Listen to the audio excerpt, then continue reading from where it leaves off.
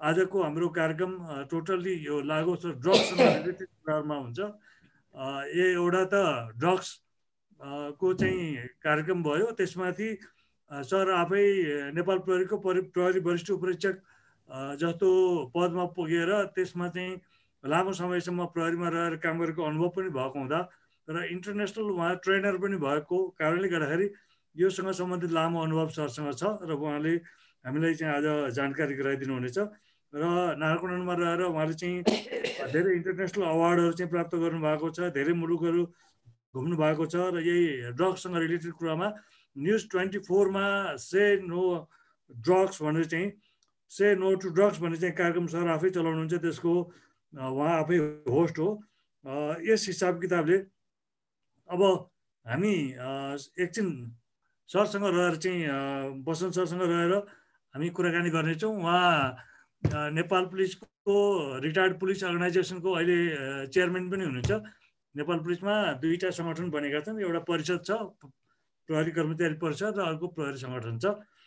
त्यसमा सर चाहिँ सङ्गठनप्रति अध्यक्ष त्यतापट्टिको अध्यक्ष पनि हुनुहुन्छ सर चाहिँ। त्यसैले नेपालभरको सिचुएसन सरलाई एकदमै राम्रो जानकारी छ र इन्टरनेसनल सबै अनुभवहरू चाहिँ छ। अब सरको बारेमा यो जानकारी राखिसकेपछि मैले बसन्त सरलाई चाहिँ स्वागत गर्दै यता हाम्रो U3A को बारेमा छोटो जानकारी राख्न चाहन्छु। यो U3A फोरम जुन अहिले हामी यहाँ छौँ, यहाँ चाहिँ उमेरले 50 को हाराहारी पुगेको र 50 नआएका सबै अनुभवी विभिन्न पेसा व्यवसायमा सम्बद्ध धेरै प्रशासकहरू हुनुहुन्छ। यहाँ चाहिँ विभिन्न सरकारी कार्यालयहरूमा माथिल्लो ओहदामा पुगेर आफ्नो सेवा दिएर अनि त्यसपछि फेरि अब अरू रिटायर्ड लाइफमा चाहिँ अरू अन्य सामाजिक सेवा गरेर बस्नुभएका धेरै सरहरू म्याडमहरू यसमा चाहिँ आबद्ध हुनुहुन्छ। र U3A भन्नाले युनिभर्सिटी अफ थर्ड एज। अब यो थर्ड एज भन्नाले 50 क्रस गरेका लगभग, फर्स्ट एज भन्नाले 25 सम्मका, सेकेन्ड एज भन्नाले चाहिँ गरिखाने उमेर भएका 25 देखि 50 सम्मका, र थर्ड एज भन्नाले अब 50 क्रस गरेका जति पनि पछिसम्मका उमेर। यहाँ अहिले चाहिँ हाम्रो दामोदर सर हुनुहुन्छ, उहाँ चाहिँ 80 उमेर पुगेको मान्छे यहाँ हुनुहुन्छ, हाम्रो सिनियर सिटिजन उहाँ चाहिँ। अनि अब यहाँ चाहिँ हामी अमेरिका, बेलायत, अस्ट्रेलिया, यो धेरै मुलुकहरूबाट, इन्डियाबाट चाहिँ सहभागी भइरहेका हुन्छौँ यो फोरममा चाहिँ सर। त्यसैले यो एउटा त्यस्तो U3A भन्ने चाहिँ समूह हो। आज हाम्रो चाहिँ 145औँ यो चाहिँ कार्यक्रम हो क्या जस्तो लाग्छ मलाई, एपिसोड। त्यसैले अब बसन्त सरलाई आफ्नो ऊ चाहिँ थप मैले केही छुटाएका कुराहरू चाहिँ केही छन् भने आफ्नो परिचय क्रममा आफ्नो सरले त्यसमा केही कुराहरू चाहिँ थप गरेर आफ्नो प्रस्तुतिलाई अगाडि बढाइदिनु अनुरोध गर्छु। र सरलाई म एउटा के जानकारी गराउँछु भने हामी 40-45 मिनट चाहिँ सरको प्रस्तुति अगाडि जान्छ र त्यस पछाडि चाहिँ सरको प्रस्तुति सकिएपछि यहाँ सहभागी भएका अब हुनुभएका सबै सर म्याडमहरूले यो विषयसँग रिलेटेड केही जिज्ञासाहरू चाहिँ सरलाई राख्नुहुन्छ। त्यसको जवाफ चाहिँ सरबाट आएपछि हामी लगभग 1.5 घन्टा पौने 2 घन्टाको प्रोग्रामबाट हामी बिदा हुन्छौँ सर। मैले सरलाई चाहिँ आफ्नो कार्यक्रम अगाडि बढाउनको लागि अनुरोध गरेँ। Thank you sir. जयन्त। सबै साथीहरूलाई नमस्कार। यो मेरो पहिलोचोटि यहाँ सबैसँग जोइन गर्नु पाएँ। I am so grateful. र म आज यो अलिकति लागु औषधको बारेमा केही निवेदन गर्न चाहन्छु। जति बेलामा राजा दरबार हत्याकाण्ड भयो त्यति बेला म बागमतीको एसएसपी थिएँ। अनि त्यसपछि त्यो बेलुका यस्तो जुलुसहरू आउन थाल्यो। पहिलो दिन पनि, दोस्रो दिन त्यो राज्य रोड गर्ने दिन पनि कि जुलुस धान्नै सकिएन। धान्नै नसकेपछि मैले अब गृह मन्त्रालयसँग पनि कोअर्डिनेसन नहुने, जुलुस यतै छ उतै छ, त्यसपछि कर्फ्यू लगाइदिए। पुलिसले आफैले अर्डर गरेर कर्फ्यू लगाइदिनु भनेपछि त्यो वान्टनमा गाडीमा माइक फिट गरेर कर्फ्यू लाग्यो भन्दै हिँडे। कर्फ्यू लाग्यो भनेपछि सुन्ने मान्छेहरू मध्ये सोझा साझाहरू भाग्यो। ए कर्फ्यू लाग्यो भनेर भाग्यो। अब त्यो मेन ग्रुप मात्रै त्यहाँ रह्यो। यो चाहिँ फलानु ज्ञानेन्द्रले नै मारेको हो भन्ने जुलुस थियो। जताततै धान्न नसक्ने भएपछि कर्फ्यू लाग्यो भन्दै। कर्फ्यू लाग्यो भने चाहिँ के मान्छेहरू घटे। रातको 1 बजे थियो होला, म ठिमीमा गएँ। ठिमीमा 5-7 जना बुढा मान्छेहरू बाटोमा त्यो पार्टी जस्तोमा बस्नु भएको छ। अनि मैले बन्दुक निकालेर बुढा मान्छेहरू कर्फ्यू लागेको छ किन यहाँ बाहिर बसेको भने त कर्फ्यू हेर्न बस्यो अरे। हामी कर्फ्यू हेर्न बसेको हो। कर्फ्यू भने त मारिदिने हो। अब मारिदिन्छु हामीहरू, अब गोली हान्छु भनेपछि 5 जना बुढा मान्छेहरू 5तिर भाग्नुभयो। र यो मैले किन निवेदन गरेँ भने मिसअन्डरस्टुड वर्ड र अनअन्डरस्टुड वर्ड, नट अन्डरस्टुड अथवा मिसअन्डरस्टुड, यो वर्ड चाहिँ ज्यादै घातक हुन्छ। ती व्यक्तिका लागि कर्फ्यू चाहिँ misunderstood word, not understood word थियो, हेर्ने चिज भन्ने थियो। वास्तवमा कर्फ्यू त मार्ने चिज थियो। अहिले लागु औषधको बारेमा पनि, ड्रग्सका बारेमा पनि कसैसँग पनि कुरा गर्यो भने जान्दिन कसैले पनि भन्दैन। सबैलाई थाहा छ, मलाई थाहा छ, मलाई थाहा छ, मलाई थाहा छ, तर रङली थाहा छ। नेपालको राजवंश सिद्धिएकै ड्रगले हो। मान्छेले भन्न त जेसुकै भनौँ, यो फलानु देशको होला, ढिस्कान देशको होला भन्छ, अन्ततोगत्त भनेको गोली हानेकै हो। गोली ड्रगको नसामै हाने हो। ड्रगको नसामा शरीर पनि लठिन्छ, चेतना पनि लठिन्छ। चेतना लठिसकेपछि 4वटा काम गर्न सक्दैन, अनुभूति गर्न सक्दैन, माया प्रेम हुँदैन। त्यसकारण रक्सी खायो बेला श्वासले कुट्न सक्छ, रक्सी नखायो बेला कुट्न सक्दैन। किनकि अनुभूति हुन्छ, माया लाग्छ, दया लाग्छ, प्रेम। ड्रग खाने बित्तिकै अनुभूति ब्लक भइहाल्छ। अनुभूति ब्लक हुने बित्तिकै परिवार ध्वस्त हुन्छ, डिभोर्स हुन्छ, रुवावासी हुन्छ। ड्रग अथवा खाने बित्तिकै डिसिजन गर्ने क्यापासिटी ब्लक हुन्छ। त्यसकारण उसले मारिदिनु पनि सक्छ, उसले चोरिदिनु पनि सक्छ, जे भनिदिनु पनि सक्छ।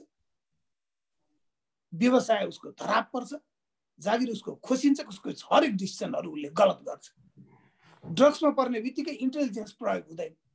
मान्छे जतिसुकै विद्वान किन नहोस्, उसले आफ्नो बौद्धिकता प्रयोग गर्न सक्दैन। उदाहरणको लागि 10 पेग रक्सी अथवा 8 पेग रक्सी खाए मान्छे जतिसुकै विद्वान किन नहोस्, उसले आफ्नो बुद्धि प्रयोग गर्न सक्दैन। र 4 नम्बरमा वरिपरिका सराउन्डिङ पनि उसले थाहा पाउँदैन। रक्सी खाए मान्छेले छेउमै गाडी आइरहेको पनि थाहा नहुन सक्छ। गाँजा खाएको मान्छेलाई एम्बुलेन्स कराउँदै आएको पनि सुन्दैन उसले। रक्सी खाएको मान्छेलाई रगत ताम्मै भइरहेको पनि ऐया पनि भन्दैन। त्यसै कारण पेन किलर बनाएको, डिप्रेसनको औषधि बनाएको सब ड्रग्सबाट हो। त्यसको काम के हो त? संवेदनै ब्लक गरिदिने। संवेदनै ब्लक गरिदिएपछि, चेतनै ब्लक गरिदिएपछि मर्या मान्छे जस्तो भयो। मर्या मान्छेलाई न डिप्रेसन हुन्छ, न चिन्ता हुन्छ, न केही हुन्छ। त्यसकारण यो मान्छेले सतै लेभलमा जुन ड्रग्स ड्रग्स ड्रग्स भनेर बुझ्छ, यो सतै लेभलको ड्रग्स होइन। यो आउने जेनेरेसन सिद्धाइदिने हो। सिद्धाइ नै दिन्छ यसले। राजवंश त सिद्धाइदियो। हाम्रो के हालत होला? अहिले युवराज पारस के छैन, सोल्टी होटल उहाँकै उनकै हो। 200 रोपनीमा चाहिँ कम्पाउन्ड छ, दरबार छ, भोटे कोइसी कता हो, त्यत्रो प्रोजेक्ट छ, सुरेटो भएकोमा होला। तर के गर्नु, घरबाट निस्किया छ, घरमा डराउँछन् बाउ आमाहरू। त किन भन्दाखेरि ड्रग्स पर्ने बित्तिकै व्यक्ति नर्मलै होइन, एबनर्मल हो। नर्मल मानिसले एबनर्मल कसरी बनाउने त? पेट काट्छु दुखेन, दुख्या छैन भन्नु पर्यो। पेट काटेपछि त दुखिहाल्छ नि। दुख्या छैन भने त एबनर्मल हो नि, दुख्नु चाहिँ नर्मल हो नि त। त्यसमा ड्रगको इन्जेक्सन दिएर पेट काटिदिन्छ, खानै पाउँदैन, एबनर्मल बनाइदिने। अघिसम्म रक्सी नखाँदाखेरि चुबो लागेर बसिरहेको भला आदमी 3 पेग रक्सी खाने बित्तिकै पानको पात भन्दै नाच्न हिँडिहाल्यो, एबनर्मल भइहाल्यो। त्यसकारण नर्मलबाट मलाई अहिले आनन्द पुगेन, योभन्दा बढी आनन्द चाहियो, के गर्ने? ड्रग खाएँ, एबनर्मल भयो, उसलाई लाग्यो मलाई बढी आनन्द आयो। त्यसकारण नर्मल व्यक्तिलाई एबनर्मल बनाइदिने। अघि हिटलरको कुरा आइरहेको थियो, हिटलरले पनि ड्रग्स खान्थ्यो। त्यसै कारण उसले त्यस्तो त्यस्तो डिसिजन गर्यो, एबनर्मल डिसिजनहरू गर्यो। कुनै पनि मान्छेले एबनर्मल डिसिजन गर्यो, कसैलाई छुरी हान्यो, ठुल्ठुलो मान्छे मार्यो भने बुझे हुन्छ कि त्यो मान्छेले ड्रग्स अथवा लट्ठाउने कुरा खाएको हुनसक्छ, साइको एक्टिभ सब्सटेन्स खाएको हुनसक्छ। साइको एक्टिभ सब्सटेन्स अथवा नसा लाग्ने कुराको त्यो नसामा रहेको मान्छेले के गर्छ, के बोल्छ ठेगानै हुँदैन। आज म सरहरूसँग त्यसकै बारेमा कुरा गर्छु। नम्बर 1, हजुरहरू यसबाट बच्नु। नम्बर 2 परिवारलाई बचाउनु, नम्बर 3 सक्नुहुन्छ समाजलाई जोगाउनुस्। किनकि एउटा दार्शनिकले भनेका छन् जतिसुकै मानिस धनी किन नहोस्, सम्पन्न किन नहोस्, यदि ऊ बस्ने ठाउँ ड्रगमय छ, अपराधमय छ, त्यहाँ ह्युमन राइट छैन र पढे लेखेका मान्छे छैनन् भने त्यो ठाउँ बस्न लायक हुँदैन। त्यसैले हामी हाम्रो समाजलाई बस्न लायक बनाउनु पनि यी 4वटा चिजलाई इलिमिनेसन गर्नुपर्छ। त्यसमा हामी सक्रियतापूर्वक लाग्नुपर्छ। ब्राजिलको एउटा सहरै सर्नुपर्ने स्थिति आयो ड्रग एडिक्टले गर्दा। ठमेल खतम हुँदैछ। अहिले झमेल भन्ने चाहिँ अर्को नयाँ ठाउँ आइरहेछ। ठमेल ड्रग्सका दृष्टिले एकदमै बढ्दै गयो। रेपुटेसनहरू खतम, क्राइम बढ्यो। त्यसपछि ठमेल सर्दैछ बिस्तारै, झमेल भनेर उहाँ उता जम्सीखेलतिर। यो टेररिस्टहरूलाई अथवा लडाइँमा ड्रग खुवाइदिन्छ, त्यसपछि विवेकहीन भएपछि लड्न जान्छ, जसलाई मारिदिन्छ। त त्यसै कारण समाजै विवेकहीन बनाइदिने। त्यो विवेकहीन मानिस आफ्नो घरमा छिर्यो भने के होला, आफ्नै घरको सदस्य भयो भने के होला, समाजको सदस्य भयो भने के होला। अहिले नेपालको 20 अर्ब रुपियाँ ड्रग्सबाट बाहिरिन्छ, यो देशबाट बाहिर जान्छ। जबकि मन्त्रालयको कतिपय मन्त्रालयको बजेटहरू 3 अरब पनि छैन होला। नेपालमा हुने क्राइमको अथवा अरू देशमा हुने क्राइमको 80% क्राइम चाहिँ ड्रगबाटै हुन्छ, प्रत्यक्ष अप्रत्यक्ष। डोमेस्टिक भायोलेन्समा त 90% भन्दा ओभर ड्रगकै कारण हुन्छ। त्यसैले सरहरूलाई आज म यो ड्रग्सको बारेमा अलिकति हजुरहरूलाई मैले सिकाउनु पर्ने अथवा मैले भन्नुपर्ने केही पनि छैन। तर पनि मैले 24 वर्ष यसमा काम गरेको, नेपालमा ट्रेनिङ गरेको, इन्डियामा गरेको, मलेसियामा गरेको, भियतनाममा गरेको, इजरायलमा गरेको, अमेरिकामा गरेको, स्विडेनमा गरेको, बेलायतमा गरेको, स्विजरल्यान्डमा गरेको धेरै ठाउँको अनुभवबाट म हजुरहरूलाई 2-4 कुरा ठ्याक निवेदन गर्छु। यसले हजुरहरूलाई फाइदै गर्ला। नम्बर 1, कुनै पनि मानिसले सोध्यो ड्रग के हो, हामीले डिक्सनरी पल्टायो भने any substance that could modify and change the function of the body. यो बडा क्रिटिकल, यो बुझ्न गाह्रो छ। यो बडीको फङ्सनै चेन्ज भयो। मुटु बिस्तारै चलिरहेको थियो, जोडले चल्यो। अथवा मान्छे सोझो भएर बसिरहेको थियो, न्यु खोज्ने हुन थाल्यो। उसका फङ्सन, माइन्डको फङ्सन, बडीको फङ्सनै चेन्ज भयो। त्यसैलाई ड्रग भन्न खोजेको छ।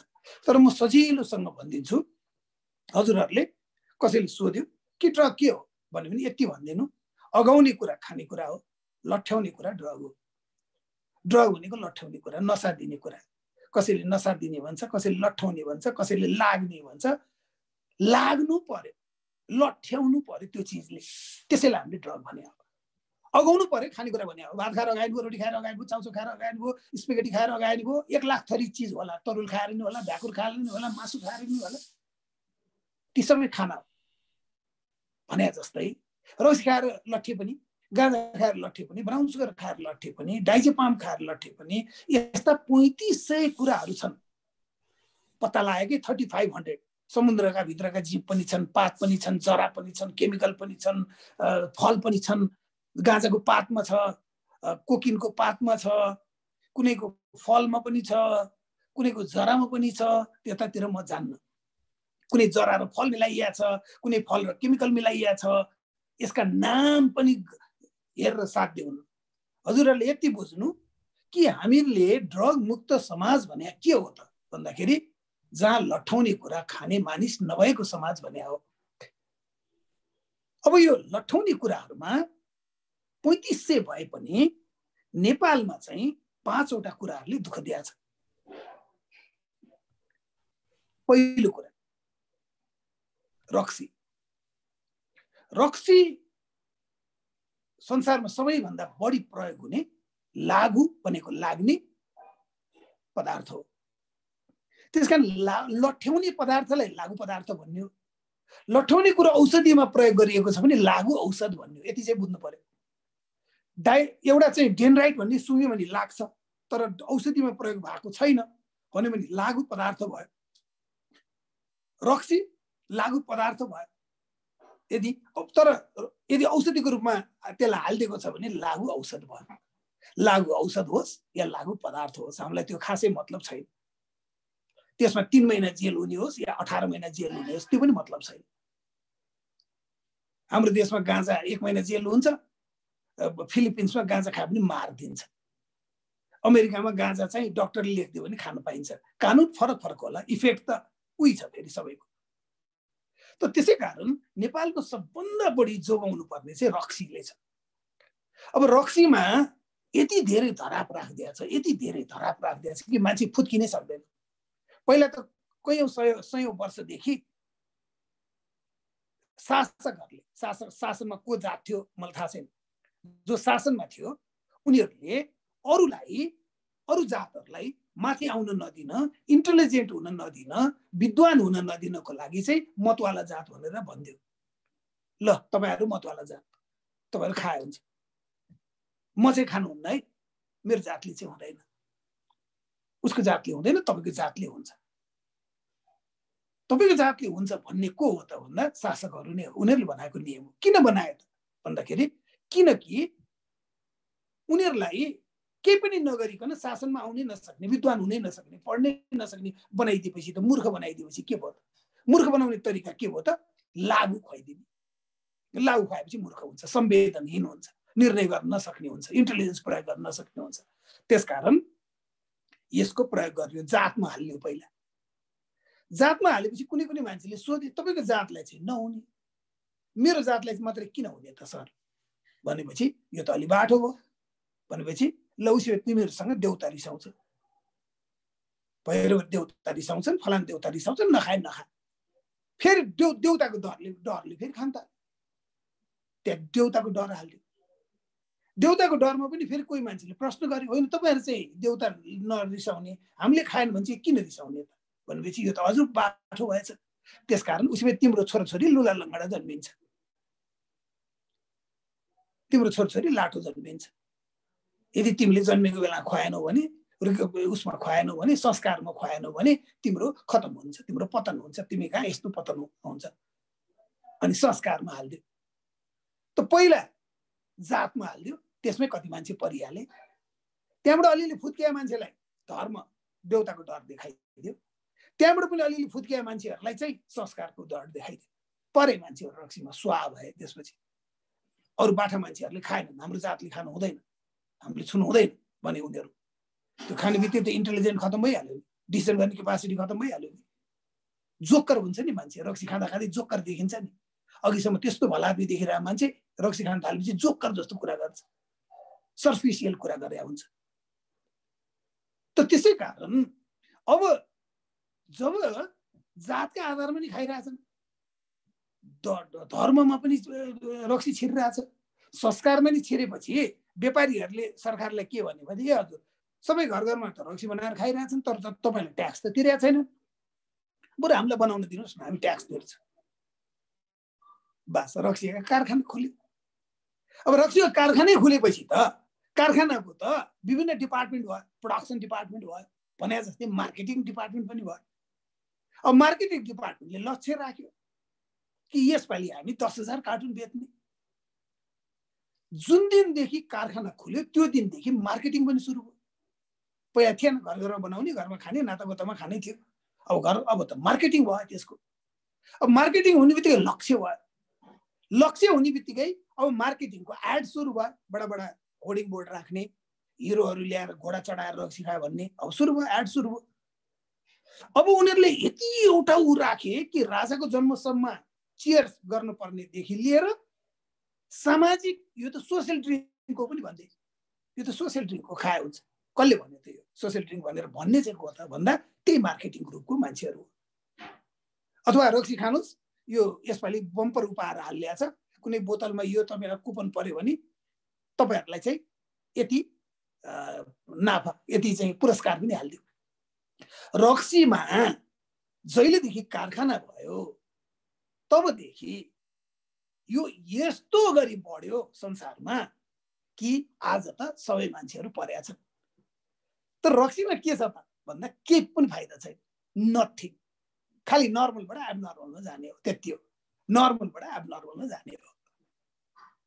रक्सी खाने बित्तिकै B1, B2, B3, C, D, K, folic acid, biotin, calcium, magnesium, QMG10, zinc र एसिटोफेलस यतिवटा भिटामिन्स र मिनरल नष्ट हुन्छ। त्यसकारण भोलि बिहान ह्याङओभर हुन्छ, बेसरी खाएपछि ह्याङओभर हुन्छ। ह्याङओभर भनेको लास्ट नाइट मेरो भिटामिन्स मिनरल सित्यो, त्यसकारण आज मलाई शरीर डिस्कम्फर्ट भयो, सधैँ खान थाल्यो अब भनेपछि मिनरल र भिटामिन सिद्धिँदै गइसकेपछि यो मान्छेले दाल भात तरकारी खाएको जिउमा लाग्दैन, बिस्तारै दुब्लाउँदै जान्छ। दुब्लाउँदै गइसकेपछि शरीरै उठाउन सक्ने शक्ति नभएपछि अब हात काम्छ भनेको शरीर उठाउने शक्ति छैन। अब रक्सी बिख हो, लट्ठाउने कुरा भनेकै बिख हो। गोमन सर्पले मार्छ किनकि लट्ठाउने छ, उसको बिखमा लट्ठाउने कुरा छ। कति छ त हामीले पचाउने भन्दा बढी छ। त्यसैले गोमन सर्पको बिख भनेको लट्ठाउने कुरै हो। रक्सी 4 बोतल खुवाएर मार्दिन पनि सकिन्छ मान्छेलाई, गाँजा 4 खुवाएर मार्दिन पनि सकिन्छ, स्लिपिङ ट्याब्लेट 17 ट्याब्लेट खुवाएर मार्दिन पनि सकिन्छ, अलि सुई बढी दिएर अथवा ब्राउन सुगर खुवाएर मार्दिन पनि सकिन्छ। यदि हामीले 4 बोतल रक्सी दिएर मार्दियौँ कसैलाई भने हामीले के बुझ्नु पर्यो, गोमन सर्पको एक बाइटमा भएको लट्ठाउने कुरा बराबर 4 बोतल रक्सी रहेछ भनेर बुझ्नु पर्यो। बिखै अब यो बिखलाई फिल्टर गर्ने, पचाउने अथवा चाहिँ यसलाई आइसोलेट गर्ने त लिभरको काम हो। अब लिभरलाई प्रेसर परेको लिभर सिरोसिस हुन्छ, लिभर फेर्नै पर्ने स्थिति आउँछ।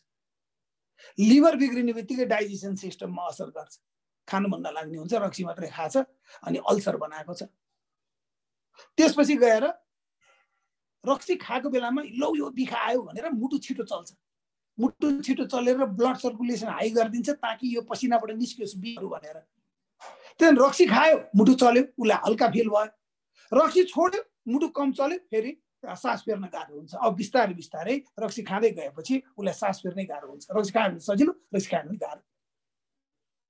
मुटुले रगत जुन फाल्नु पर्ने, रक्सी खायो बेलामा चाहिँ त्यो बिख आएको हुनाले छिटो छिटो चल्छ र फाल्छ। रक्सी रोक्ने बित्तिकै मुटुको चालै कम हुन्छ अनि रक्त सञ्चार चाहिँ लो हुन्छ। रातो ब्लड सेलले अक्सिजन बोक्ने हुनाले अक्सिजनै लो भएपछि सासै फेर्न गाह्रो हुन्छ, चिट पसिना आउँछ, सुरु हुन्छ। फोक्सोले अक्सिजन तान्दिनु पर्ने, जति तान्ने त्यति तान्नै सक्दैन किनकि फोक्सोको क्यापासिटी छैन। त्यसपछि जिब्रो टोकेर यसरी कन्भल्जन भन्छ गरेर लड्छ, एक पछि अर्को पछि अर्को। स्वास्थ्य त भुतुर्मुखै हुन्छ। अब सबभन्दा ठुलो निन्द्रा लाग्दैन। निन्द्रा किन लाग्दैन त भन्दा जिउमा पानी पुगेन प्यास लाग्छ, खान पुगेन भोक लाग्छ। यदि जिउमा शक्ति पुगेन भने निन्द्रा लाग्दैन। जस्तो हामी पाठशाठ गयौँ, फर्केर आयौँ, जिउ कर्कर खायो भने निन्द्रा लाग्दैन, पेन हुने बित्तिकै निन्द्रा लाग्दैन, डिस्कम्फर्ट हुने बित्तिकै निन्द्रा लाग्दैन। अब यसलाई पेन पनि छ, डिस्कम्फर्ट पनि छ। रक्सीले भिटामिन सिद्धाएर रातभरि सुत्न सक्दैन। सुत्नको लागि 5 पेग रक्सी खानै पर्छ, ढल्नको लागि 5 पेग खानुपर्छ। Small amount of drugs makes people active, big dose makes people inactive, large dose makes people unconscious, super large dose kills the person. लट्ठाउने कुराहरू थोरै दियो भने उत्तेजनामा आउँछ, थोरै दियो भने। जस्तो 3 पेग रक्सी दिनु, पानको पात भन्दै नाच्न थालिहाले हुन्छ, झगडा गर्न थालिहाले हुन्छ। 5 पेग दिनु, small dose makes people active. अघि एक्टिभ भएको थियो 3 पेगमा, 5 पेग दिने बित्तिकै इनएक्टिभ हुन्छ। अब बोल्न छोड्छ, सोफामा थुप्रुक्क पर्छ, झोक्राउँछ, सुत्छ, इनएक्टिभ भयो। Large dose makes people unconscious. 8 peg 10 peg दिएपछि बेहोस हुन्छ, ब्लाङ्गै लड्छ, बेहोस भयो। Super large dose kills the person. त्योभन्दा बढी खायो भने मुटुले त्यो फाल्नको लागि यस्तो मुटु चल्छ, मुटु धेरै चलेर त्यो पसिना ससिनाबाट रक्सी फाल्नु पर्यो भनेर चल्छ। चल्दाखेरि यति धेरै चाहिँ पम्प चल्छ कि ठुल्ठुला नसाहरूले रगत भ्याउँछ, सानो नसाले धान्नै सक्दैन र टाउकोभित्र भएका नसा प्वाक्क फुट्छ, नाक र मुखबाट थोरै रगत आउँछ, मान्छे ठाउँका ठाउँ मर्छ, जसलाई हामी ओभरडोज भन्छौँ। यो त रक्सीको फिजिकल एस्पेक्ट भयो। त्यो मान्छेले जाहिर खानै सक्दैन, कन्टिन्यू गर्नै सक्दैन, बिहान उठ्नै सक्दैन। परिवारमा इफेक्ट के हुन्छ त भन्दाखेरि अब यसले रक्सी खानलाई पैसा चाहियो, पैसा छैन, अब परिवारलाई टर्चर दिन थाल्छन्। घर सिद्धाउँछन्, बार सिद्धाउँछन्, पेन्सन सिद्धाउँछन्, सारा कुरा त्यसमै सिद्धाउँछ। गरिब हुन्छ, डिभोर्स हुन्छ। अब अर्को कुरा के हुन्छ त, मान्छेको अगाडि कन्फ्रन्टै गर्न नसक्ने हुन्छ। यति धेरै बदमासी गरेको छ कि मान्छेको अगाडि पर्नै सक्दैन। त्यसपछि एकदम घर मात्रै बसिराख्ने, रक्सी खानलाई फुर्ती फार्ती कुरा गर्ने, अरू बेलामा चुइक्क बस्ने, उसको जीवन आइसोलेसन हुन्छ। कतिपय मान्छेले रक्सी 2 पेग खाँदा त राम्रै हुन्छ होइन भन्छ, मुटुलाई राम्रै हुन्छ भन्छ। तर म रक्सीको विरोधी भएर म यो कुरा भन्दिनँ। त्यसको सिम्पल कुरा के हो भने रक्सी बिख हो। बिख छिराइदिने बित्तिकै मुटुले त्यो बिखलाई फाल्न खोज्छ। फाल्न खोज्दाखेरि ऊ छिटो चल्छ र रगतबाट पसिनाबाट निकाल्नलाई मुटु छिटो चल्छ। मुटु छिटो चल्दाखेरि रक्त सञ्चार हाई हुने भएको हुनाले ब्लकेजहरू नहोला, किनकि स्पिड भएपछि त त्यो पाइप त फुल्ने भयो। त्यसकारण रक्त सञ्चारलाई अलिकति हाई स्पिड गराउनुको लागि मैले 2 पेग रक्सी खाँदा ठिकै त होला नि भन्छन् कतिले। त्यसको केही लजिक पनि होला, तर त्यो 2 पेगमा अड्दैन। 2 पेग फेरि 2.5 मा जान्छ, 3.5 मा जान्छ, हुँदै हुँदै हुँदै हुँदै। त्यसकारण म चाहिँ त्यो भन्दा तपाईहरु हिँड्नुहोस्, तपाईहरु कुद्नुहोस्, तपाईहरु अरू तरिकाबाट रक्त सञ्चार गर्नुहोस्। यो लट्ठौने कुरा गरेर नर्मलबाट आएर नर्मल दुनियाँमा जाने कार्य चाहिँ नगर्नुहोस् भन्छु। एउटा नेपालमा हामीले रक्सीको विरुद्ध एउटा ठुलो वार गर्नुपर्ने छ। रक्सीलाई मान्छे बार बनाएको छ आफ्नो घरमा। कस्तो चिज बनाइरहेछ उहाँलाई नै थाहा छैन। त्यसैले रक्सी विरुद्ध हामीले आन्दोलनमा जानु छ। हजुरहरूले पनि यसलाई आफ्नो घरमा छिर्न नदिनु, अन्त पनि छिर्न नदिनु, किनकि यो संसारमा सबैभन्दा बढी चल्ने ड्रग्स हो। अरबमा रक्सी खानेलाई 6 महिना जेल हुन्छ। त्यसै कारण रक्सी परापूर्व कालदेखि जड्याए भनेको हामीहरूले हेटै गरेका छौँ। समाजले नै उहिलेदेखि 4वटा बदमासको नाम भन्नुहोस् त भन्दा जड्याए, जुवाडे भनेर उहिलेदेखि आइरहेको कुरा हो। त्यसैले यसबाट हामी बस्नुपर्छ। दोस्रो, नेपालमा सबैभन्दा बढी दुःख दिएको ड्रग्स हो गाँजा। त्यसमा THC भन्ने चिज छ जसले लट्ठाउँछ। अब गाँजामा एकचोटि गाँजा खाँदा पातमा छ, यो लट्ठाउने कुरा गाँजाको पातमा छ, गेडामा पनि छ अलिअलि, तर मेन चाहिँ पातमा छ। त्यो पातमा एकचोटि हामीले सुर्ती जस्तो बनाएर चुरोटमा हालेर खाउँ या चिलिममा हालेर खाउँ, त्यसलाई हामी प्राय गरी धुवाबाट लिन्छौँ। त्यो एकचोटि खाँदा 400 वटा केमिकल छ र सबभन्दा डेन्जरस कुरा THC न्युरोटक्सिक भन्ने छ त्यसमा। THC न्युरोटक्सिक त्यो भनेको गोमन सर्पको बिखै हो। गोमन सर्पमा पनि न्युरोटक्सिक छ, गाँजामा पनि न्युरोटक्सिक छ। त्यसै कारण गाँजा नेपालमा सजिलै एभाइलेबल हुने भएको हुनाले नेपालमा ड्रग एडिक्सनमा सबभन्दा बढी पर्सेन्टेज गाँजाको छ। 100 जना मान्छे उपचारमा आयो भने 82 जना, 72 देखि 82 जना गाँजाकै आउँछ। गाँजा यस्तो डेन्जरस छ कि 10 दिनमा एडिक्ट बनाउँछ, 10 दिनमा।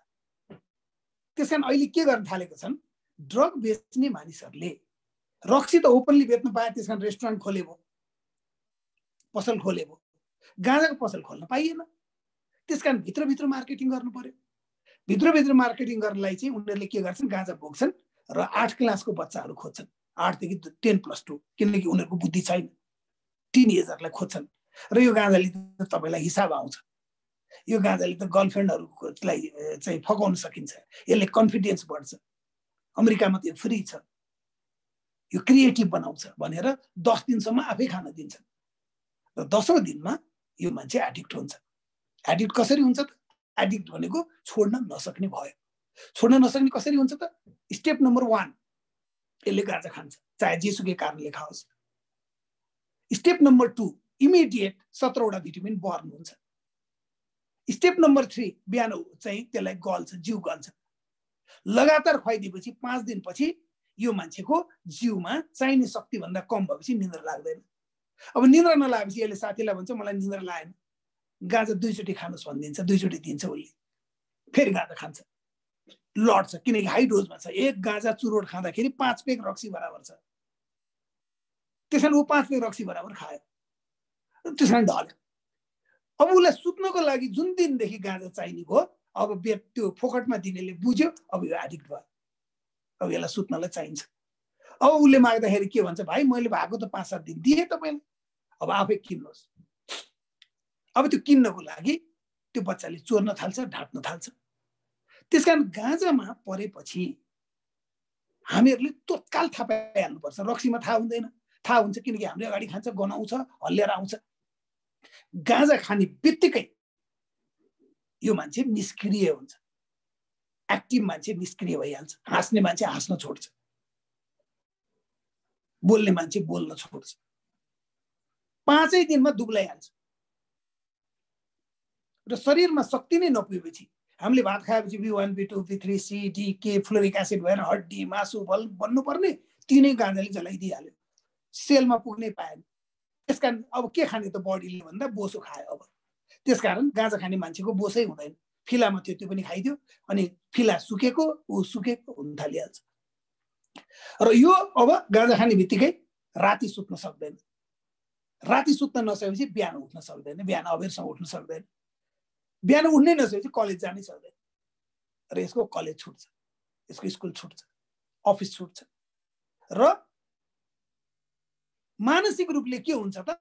संवेदनहीन, न माया न दया न प्रेम न स्नेह न इज्जत न बेइज्जत, ढुङ्गा जस्तो हुन्छ। कतिपय मान्छेले के भन्छ भने हामी कहाँ त परापूर्व सनातन कालदेखि जोगीहरूले गाँजा खान्छ। किन खाए जोगीहरूले गाँजा भन्दाखेरि उनलाई संवेदनहीन हुनु छ, घर छोड्नु छ, घर छोड्दा माया दया लाग्छ, त्यसैले ऊ माया दया बिर्सिन चाहन्छ। संवेदनहीन नभइकन जोगी हुनै सकिन्न। घरै छोड्ने कुरा कसरी छोड्न सक्ने? जङ्गलमा बस्दा डर लाग्छ, डर हुनु भएन उसलाई। किरा फट्याङ्ग्राले टोक्छ, दुख्छ, दुख्नु भएन उसलाई। माग्न जाँदाखेरि बटुको थाप्नुपर्छ, लाज हुनु भएन उसलाई। त नर्मल मान्छेलाई कसरी गर्ने त? यो लाज पनि नहुने, माया पनि नहुने, दया पनि नहुने, प्रेम पनि नहुने, कसरी बनाउने त भन्दा गाँजा खाइदियो। त्यसैले ऊ जङ्गलमा एक्लै बस्न सक्छ, उसलाई डर नहुन सक्छ, उसलाई घर छोड्न सक्छ, ऊ माग्नलाई लाज मान्दैन। तर हामीहरू त त्यो समाजमा बस्ने होइन। हामीहरूलाई त लोकसेवा पास गर्नु छ, अमेरिका जानु छ, बेलायत जानु छ, फर्स्ट क्लास फर्स्ट गर्नु छ, डिग्री लिनु छ, त कहाँबाट हुन्छ त? जोगीले किन खायो भन्दाखेरि जोगी संवेदनहीन नभइकन जोगी नै हुन सक्दैन। तर हामी त संवेदनहीन हुने बित्तिकै त डिभोर्स भइहाल्छ नि स्वाइनसँग। त्यसैले गाँजा खाने बित्तिकै स्वाइनसँग डिभोर्स भइहाल्छ। गाँजा खाने बित्तिकै स्कुलको पढाइ खत्तम भइहाल्छ। जस्तो हामीहरू आँखा चिम्लियो भने पनि घोडा भन्यो भने घोडाको पिक्चर आइहाल्छ, क भन्यो भने कको पिक्चर आइहाल्छ। किन? आँखा चिम्लिने बित्तिकै इन्स्ट्यान्ट पिक्चर आउँछ। कुन पिक्चर आउँछ? देखेको पिक्चर आउँछ। घोडा भन्यो भने मैले देखेको घोडाको पिक्चर मलाई आउँछ, तपाईँहरूले देखेको घोडाको पिक्चर तपाईँहरूलाई आउँछ। अलग अलग घोडा आउँछ। देखेको, बोलेको, हेरेको, पढेको कुरा मेन्टल रेकर्ड, दिमागमा होइन मनमा रेकर्ड हुन्छ। त्यसलाई हामी मेन्टल रेकर्डर भन्छौँ। र जाँच भनेको के त? रेकर्ड भएको कुराबाट निकाल्छौँ हामी। इन्टेलिजेन्स भनेको के त? इन्फर्मेसन जुन रेकर्ड थियो त्यसबाट निकाल्छौँ। गाँजा खाने बित्तिकै यो ब्लक हुन्छ, रेकर्डै निकाल्न सक्दैन। त्यसपछि फेल हुन्छ, यो ढिला हुँदै जान्छ। र पछि त घोडा सम्झियो त बाबु भन्यो भने यसो गरेर माछा आयो भन्छ, हुँदै नभएको कुरा भन्छ, ऊ अगाडि भूत आयो भनिदिन्छ, अर्कै रेकर्ड तान्न थाल्छ। र 5 वर्षपछि गाँजा खाने मान्छे बिस्तारै बिस्तारै बौलाउन थाल्छ। र हामीले गाउँतिर हेऱ्यौँ भने जो पनि मान्छे बौलाएको छ भने त्यसको हिस्ट्री गाँजा हुन्छ। त्यस्तो गाँजा अहिले सांसदहरूले ओपन गर्नुपर्छ भनेर बोल्दै हिँडेका छन्। मानव अरू कामै छैन देशमा, विकासका काम पनि छैन, केही पनि छैन। स्विजरल्यान्डमा गाँजा बेचेर धनी भएको होइन स्विजरल्यान्ड। अरबका देशहरू पनि गाँजा बेचेर धनी भएको होइन। यी केही गर्न नसक्ने पङ्गु नेताहरू गाँजा रोपेर धनी बनाउने रे। गाँजा रोपेर धनी हुने होइन, गाँजा रोपेपछि दास हुन्छ मान्छेहरू सबै। माफियाहरूले पुरा ठाउँहरू लिन्छ, लिजमा कन्ट्र्याक्टमा किनेर लिजमा लिन्छ। र यहाँका जनता गरिबहरू चाहिँ त्यहाँ खेतीपाती गर्छन्, ती गाँजा खान्छन्, ती सुत्छन्, ती ढल्छन्, ती बौला हुन्छन्। अहिले अमेरिकामा हेऱ्यो भने बौलाको संख्या कति कति, प्रत्येक गल्लीमा बौला। के? जम्मै गाँजा, सबै गाँजा। र अमेरिकाको जस्तो सोसियल सेक्युरिटी भए पनि 18 वर्षपछि छोराले घर छोड्छ, जेसुकै गरोस्, केही नभए होमलेस सेन्टर बनाइदिएछ सरकारले, त्यहाँ गएर बस्छ। त्यो पनि छैन नेपालमा। बाउले पाल्नु पर्ने, ऊ पागल छ, बाउले पाल्नु पर्ने, पिट्न जान्छ। एउटा अफिसर हुनुहुन्थ्यो, अस्ट्रेलियामा बच्चा पठाउनु भएको थियो, गाँजा खान्थ्यो, मैले नपठाउनुहोस् है भनेको थिएँ, मान्नु भएन, उहाँहरूले पठाउनु भयो। अस्ट्रेलियाबाट बौलाएर आयो, बौलाएर आइसकेपछि मैले अनि उहाँको बुवा उपसचिव हुनुहुन्थ्यो, मैले भन्यो ऊ नगर्नुहोस्, यो सेन्टरमा लगेर राखिहाल्नुहोस्, यो मान्छे घातक छ, खतरनाक छ यो मान्छे भनेको। उहाँले उपचारमा जाउँ बाबु भन्नुभएछ, ड्याममा ताप्केले हाने मारिदिइहाल्यो, बाउलाई मारिदिन्छ। संवेदनहीन र गाँजा खोल्नु भनेको संवेदनहीन समाज बनाउने हो। यस्तो मान्छेहरू सांसद भएको छ। अनि मैले अस्ति एउटा इन्टरभ्यूमा भनेको थिएँ, केशव स्थापित पनि हुनुहुन्थ्यो, अरू हुनुहुन्थ्यो। मैले भने ठिक छ, तपाईँहरू गाँजा मेडिकल मेडिसिन भन्नुहुन्छ, यहाँ भन्नुहुन्छ, उहाँ भन्नुहुन्छ, पहिला आफ्नो छोराछोरीलाई खुवाउनुहोस् न त। तपाईँहरू जतिजना सांसद हुनुहुन्छ अथवा नेता हुनुहुन्छ जसले यो बोलिरहनु भएको छ, तपाईँ आफ्नो छोराछोरीलाई 1 वर्ष खुवाउनुहोस् न त, पहिला 6 महिना खुवाउनुहोस्, आफू पनि खानुहोस्, अनि 6 महिनापछि कुरा गरौँ न त। त्यसै कारण हामी गाँजाको विरोधमा लाग्नुपर्छ। गाँजा खतरनाक ड्रग हो, सस्तो छ, खतरनाक छ, मेन्टल रेकर्डरै ब्लक गरिदिन्छ, संवेदनहीन बनाइदिन्छ, मान्छेलाई पागल बनाइदिन्छ, फेल बनाइदिन्छ, निष्क्रिय बनाइदिन्छ, मारिदिन सक्छ परिवारलाई। एउटा गाँजा खानी थिए, यस रिहाबमा आएको थिए, उसको बुवालाई सपनामा आमा चाहिँ मरेको, सपनामा आमाले आएर यो छोराको बिहा गरिदिनु भनेर। म कहाँ मैले पनि बिहा गर्नुहुन्न, यो त संवेदनहीन छ, अहिले यसको उपचारै सिद्धिएको छैन। तर बाउले लगाएर बिहा गरिदिए, 2 हप्ता जति भएको थियो, पाइपले हानेर स्वास्नी मारिदिइहाल्यो। बाउ पनि जेल, दाइ पनि जेल, सबै जेलमा। त्यसकारण गाँजाको विरुद्धमा हामी लाग्ने भनेकै ड्रग विरुद्धमा लाग्ने भने हो। त्यहाँ सरहरूलाई मैले निवेदन गरेँ, पहिला रक्सी घातक सबभन्दा बढी प्रयोग हुने ड्रग्स हो। दोस्रो, उहिले घाइते भयो भने रक्सी खान्थ्यो नि, रक्सी खाएपछि संवेदना ब्लक भयो, चेतना ब्लक भएर दुखेको थाहा पाएन, पेन किलरको काम गर्यो। 3 नम्बरमा डाक्टरको औषधिमा पेन किलर,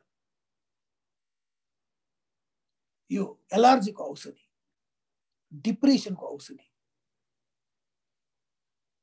यिनीहरू सबै ड्रग, खोकीको औषधि, यसमा लट्ठाउने कुरा हालेको छ। कुनै सुईको रूपमा होला, कुनै ट्याब्लेटको रूपमा होला, डजन्ट म्याटर। जस्तो हामीहरू चामल खान्छौँ, सेल बनाएर खाउँला, त्यसको नाम सेल भयो। अनरसा पनि हुनसक्छ त्यसको नाम खिर पनि हुनसक्छ, तर चामलै हो नि त कन्टेन्ट त। त्यसैले लट्ठाउने कुरा खोकीको औषधिमा, एलर्जीको औषधिमा, डिप्रेसनको औषधिमा र पेन किलरमा राखेको छ। कसरी पेन किलर भयो त यो भन्दाखेरि, मरे मान्छेलाई दुख्छ र, मरे मान्छेलाई डिप्रेसन चिन्ता हुन्छ र, मरे मान्छेलाई खसखस गर्छ र, मारिदिने। के मारिदिने त? सेन्सै मारिदिने। त्यो सेन्सले त्यो खसखस रेकर्डै गर्न सक्ने बनाइदिने, दुःख पिर मर्का रेकर्डै गर्न सक्ने बनाइदिने। जाँड खाएर इन्तुनु चिन्तु भएर लडाए मान्छेलाई स्वास्नीको के पिर छ, घरको के पिर छ, तर त्यसको मतलब त्यो पिरबाट बाहिर छ भने हो र, यो डिप्रेसनबाट बाहिर छ, यसलाई चिन्ता छैन भने हो र। त्यो त मरेको सबभन्दा उसैमा त सबभन्दा सुखी मान्छे त मरेको भयो नि। मरेको मान्छेलाई त केही पनि चिन्ता छैन नि त, पिर छैन नि त, खसखस पनि छैन नि त, पेन पनि छैन नि त। पेनको त कारण छ नि, कारण चाहिँ समाधान गरौँ न। एलर्जीको कारण छ, कारण चाहिँ समाधान गरौँ न। तर डाक्टरले ब्लक गरिदियो र यसैलाई औषधिहरू खायो। धेरै मानिसहरू डिप्रेसनको औषधि भन्ने बित्तिकै बुझ्नु, त्यो 9 पेग 8 पेग रक्सी बराबर हो। त्यो 8 पेग रक्सी खाँदा जे हुन्छ त्यो ट्याब्लेटले त्यही हुन्छ। त्यसकारण हामीले भन्नुपर्ने छ, समाजलाई सिकाउनु पर्ने छ कि बाबु हो, आफ्नो कहिले यो 5 कुरामा ड्रग्स छ, लट्ठाउने कुरा राखेछ, नखानु। खानै पर्ने हो भने पनि डाक्टरले भनेको 5-7 दिन मात्रै खानु। तर त्योभन्दा बढी खाएपछि यसैको डिपेन्डेन्ट हुन्छ र तपाईँ यसैको लागु औषध दुर्व्यसनी हुनुहुन्छ। यो पनि खतरनाक ड्रग मध्ये जसलाई हामी फार्मास्युटिकल ड्रग भन्छौँ। औषधिका रूपमा प्रयोग हुने तर लट्ठाउने कुरा। चौथो, नेपालमा अर्को चाहिँ ब्राउन सुगर भनेर भन्छ। अफिम भन्ने बोट हुन्छ। अफिम भन्ने हाम्रो सानो गुलाब फुल्ने जस्तो फुल हुन्छ, त्यहाँ एउटा डल्लो, एउटा सुन्तला भनौँ न, हरियो सुन्तला जस्तो, त्यस्तै डल्लो, अलिक सानो डल्लो फुलमा माथि बिहा लाग्छ। त्यो जुन डल्लो छ त्यसलाई ब्लेडले चिर्दियो भने सेतो सेतो चोप निस्किन्छ, घाम पर्ने बित्तिकै रातो हुन्छ। त्यो सेतो चोप सिडबाट निस्केको चोपले लाग्छ, जसलाई हामी अफिम भन्छ। त्यो अफिमलाई अब फ्याक्ट्रीमा लगेर प्रोसेस गरेपछि सेतो पाउडर बन्छ, जसलाई हामी हिरोइन भन्छौँ। उखु थियो, उखुको रस निकाल्यो, प्रोसेस गरेपछि सेतो भयो, चिनी भयो, नाम बदलियो, चिनी भयो। अब उखुको रस जस्तो चाहिँ अफिमको अफिम भयो, चिनी जस्तो चाहिँ हिरोइन भयो। चिनीबाट बिग्रिए जति सक्खर भयो, हिरोइनबाट बिग्रिए जति ब्राउन सुगर भयो। ब्राउन सुगर भने त्यही हो, बिग्रेको सक्खर जस्तो।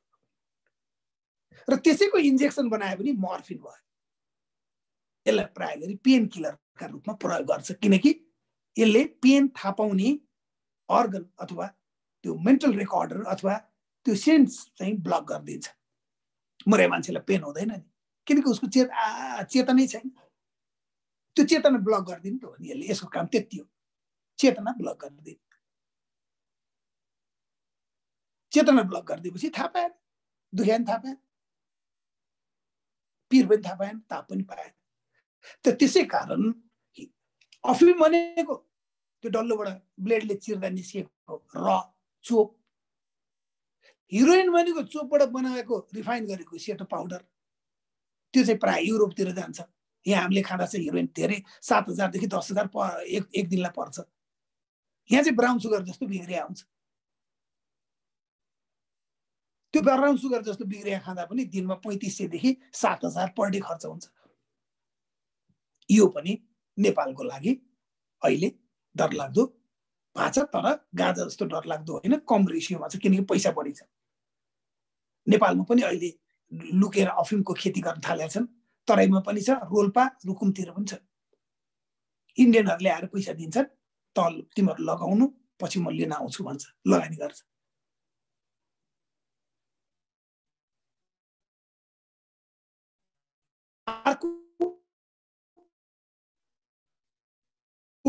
भनेको पात हुन्छ, पातमा लठाउने कुरा।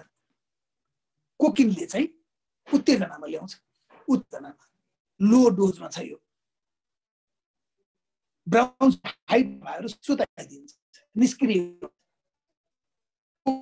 नाचे पनि नथाके जस्तो बनाउँछ। यो कोकिन नेपालमा कम मात्रा देखिन्छ।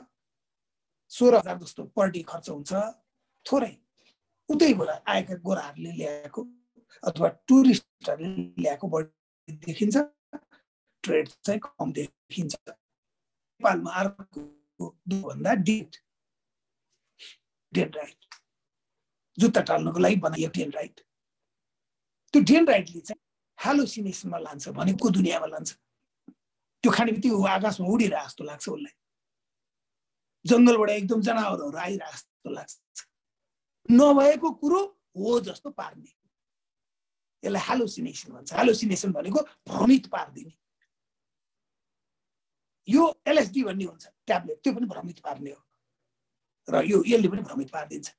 भाङले पनि भ्रमित पार्छ। भाङ खाएको बेलामा चाहिँ त्यसै हत्या हुन्छ, त्यो पनि हेलोसिनेसनमा लान्छ। यो हेलोसिनेसनमा लाने प्राय गरी यो सस्तो जुत्ता टाल्नको लागि प्रयोग हुने भएको हुनाले यो स्टेट चिजहरू र अरू पनि डेनराइटमा फरक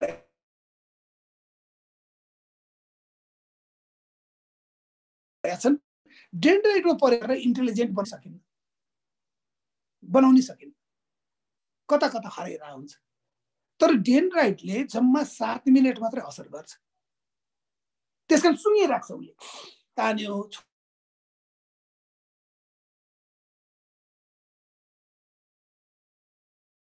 सुँग्यो तान्यो, ताकि त्यो 7 मिनेटले। अरू धेरै केमिकलका ड्रग्सहरू छन्, म त्यसबारे हजुरहरूलाई भन्दिनँ। नेपालमा ड्रग्स खान नदिने, ड्रग्स रोक्ने भनेको यही हो। रक्सी रोक्ने, गाँजा रोक्ने, फार्मास्युटिकल ड्रग्समा चाहिँ निन्द्रा लाग्ने औषधि, खोकीको औषधि, एलर्जीको औषधि, डिप्रेसनको औषधि, पेन किलरलाई रोक्ने अथवा म्यानेज गर्ने, अफिमबाट बनाएको हिरोइन, त्यसबाट बिग्रेको ब्राउन सुगर, त्यसबाट बनाएको इन्जेक्सन मर्फिनहरूलाई रोक्ने र यही प्रकृतिका डेनराइटहरू रोक्ने यही नै हो। यसलाई आफ्नो घरमा छिर्न नदिनुहोस्, आफूले नखानुहोस्। अब यो खाएछ भने चिन्नुहोस्। अब 2 नम्बर लठाउने कुरा ड्रग हुन्, मैले भने यसको धेरै डेफिनेसनको पछि लाग्नुहुन्न। कस्ता ट्याब्लेट, के ट्याब्लेट, कस्ता सुई, यसमा लाग्नु जरुरी छैन। त्यो चिजले लठाउनु पर्यो, चाहे त्यो सुई होस्, चाहे त्यो पात होस्, चाहे त्यो जेसुकै होस्। अब यो ड्रग खाने बित्तिकै कसरी थाहा हुन्छ भन्दाखेरि 5 वटा सिम्पटम देखाइहाल्छ। 5 वटा सिम्पटम देखाइहाल्छ। नम्बर 1, शरीरको तालमेल बिग्रिन्छ। सिधा हिँडिरहेको मान्छे छड्के हिँडिरहेछ, कैँची मार्कामा हिँडिरहेछ, रक्सी खाने बित्तिकै यसले ड्रग खाएछ। शरीरको तालमेलै बिग्रिरहेछ, लडिरहेछ, एकदम कैँची मार्का हिँडिरहेछ, आँखाले राम्ररी हेरिरहेको छैन, जिब्रोले राम्रोसँग बोलिरहेको छैन भने हामीले भनिदिएको यसले ड्रग खान्छ, लट्ठाउने कुरा खान्छ। दोस्रो, चाहिने भन्दा बढी सुतिरहेछ भने ड्रग खान्छ यसले। दिउँसै सुतिरहेछ, सोफामा हेर्दा हेर्दै सुत्यो, उता पार्टी भइरहेछ, उ निदाइरहेछ, यसले ड्रग खान्छ। तेस्रो, 81 बेहोस भएको देखियो भने ड्रग खान्छ। 81 बेहोस भयो, अहिलेसम्म ठिकै थियो, 81 बेहोस भयो, लट्ठाउने कुरो हाई डोजमा खायो यसले, हुनसक्छ ड्रग खाएको हुनसक्छ। चौथो, बेसुरमा गयो, ताल्न सुरको कुरो गर्न थाल्यो, सुरमै छैन भने बुझे हुन्छ ड्रग खान्छ यसले। र एकैचोटि मर्यो, अहिलेसम्म ठिक, नाक र मुखबाट अलिकति रगत आयो र मर्यो भने ठाडे भन्दै हुन्छ यसले कि त ड्रग खायो कि त यसको अब के अरे हार्ट अट्याक के भन्छ त्यो ब्रेन ह्यामरेज भयो। नाक र मुखबाट रगत आयो भने ब्रेनको नसा फुट्यो, ह्यामरेज भयो। त्यसकारण हामीले हजारौं मान्छेमा पनि सर्टै हेर्ने बित्तिकै यसले ड्रग खान्छ भन्न सक्छौँ। तर दुर्व्यसनी भयो भने कसरी चिन्ने त भन्दाखेरि दुर्व्यसनीको चाहिँ अलिक फरक हुन्छ। फेरि यो मान्छे रक्सी खान्छ, यो मान्छे रक्सीको दुर्व्यसनी हो, यो मान्छे गाँजा खान्छ तर यो मान्छे गाँजाको दुर्व्यसनी नै हो भन्नका लागि चाहिँ 4 वटा लक्षण हेर्नुपर्छ। पेट बोक्यो भने केही लक्षणहरू देखिन्छ। पेट ठुलो हुनु पर्यो नम्बर 1, दोस्रो बान्ता गर्ला, तेस्रो महिनावारी बन्द होला। तर हामीले केटा र केटीसँगै बसेको देखेका छैनौँ, तर महिनावारी बन्द भयो भने हामी अनुमान गर्न सक्छौँ कि केटा र केटी सायद सँगै बस्नु भयो होला। अनुमान त गर्न सक्यो नि, अब पेट हेरेर उता अनुमान गर्न सक्यो। त्यसै ड्रग खाएको हामीले देख्नु पर्दैन, अनुमान गर्दै हुन्छ। नम्बर 1, अस्वाभाविक रूपले दुब्लाउँदै गएको छ भने ड्रग खान्छ त्यसले। हाम्रो बच्चाहरूले अस्वाभाविक रूपले दुब्लाइरहेछन्, हामी सब चिज खुवाइरहेका छौँ तर ऊ दुब्लाइरहेछ। शङ्का गरिहाल्नु।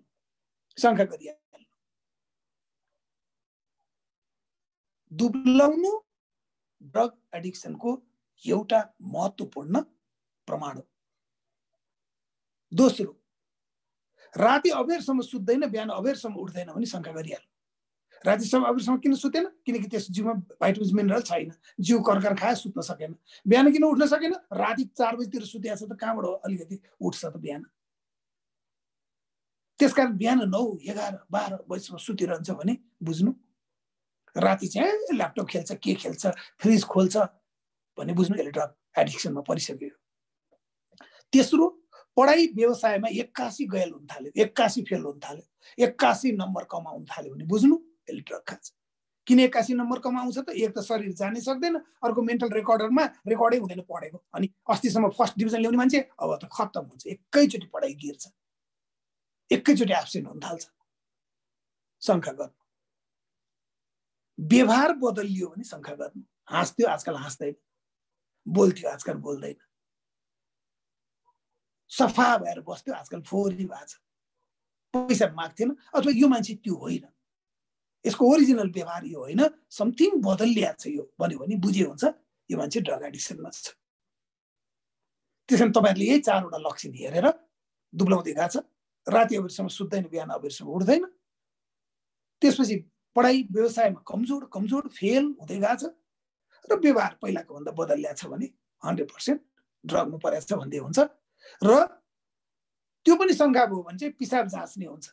जस्तो मैले शुक्रबार न्युज 24 मा सधैँ आधा घण्टा बोलेको हुन्छु ड्रगको बारेमा। अहिलेसम्म मैले 500 एपिसोड जति गरेँ, 500 एपिसोड जति मैले भने, त्यसमा मैले देखाएको हुन्छु।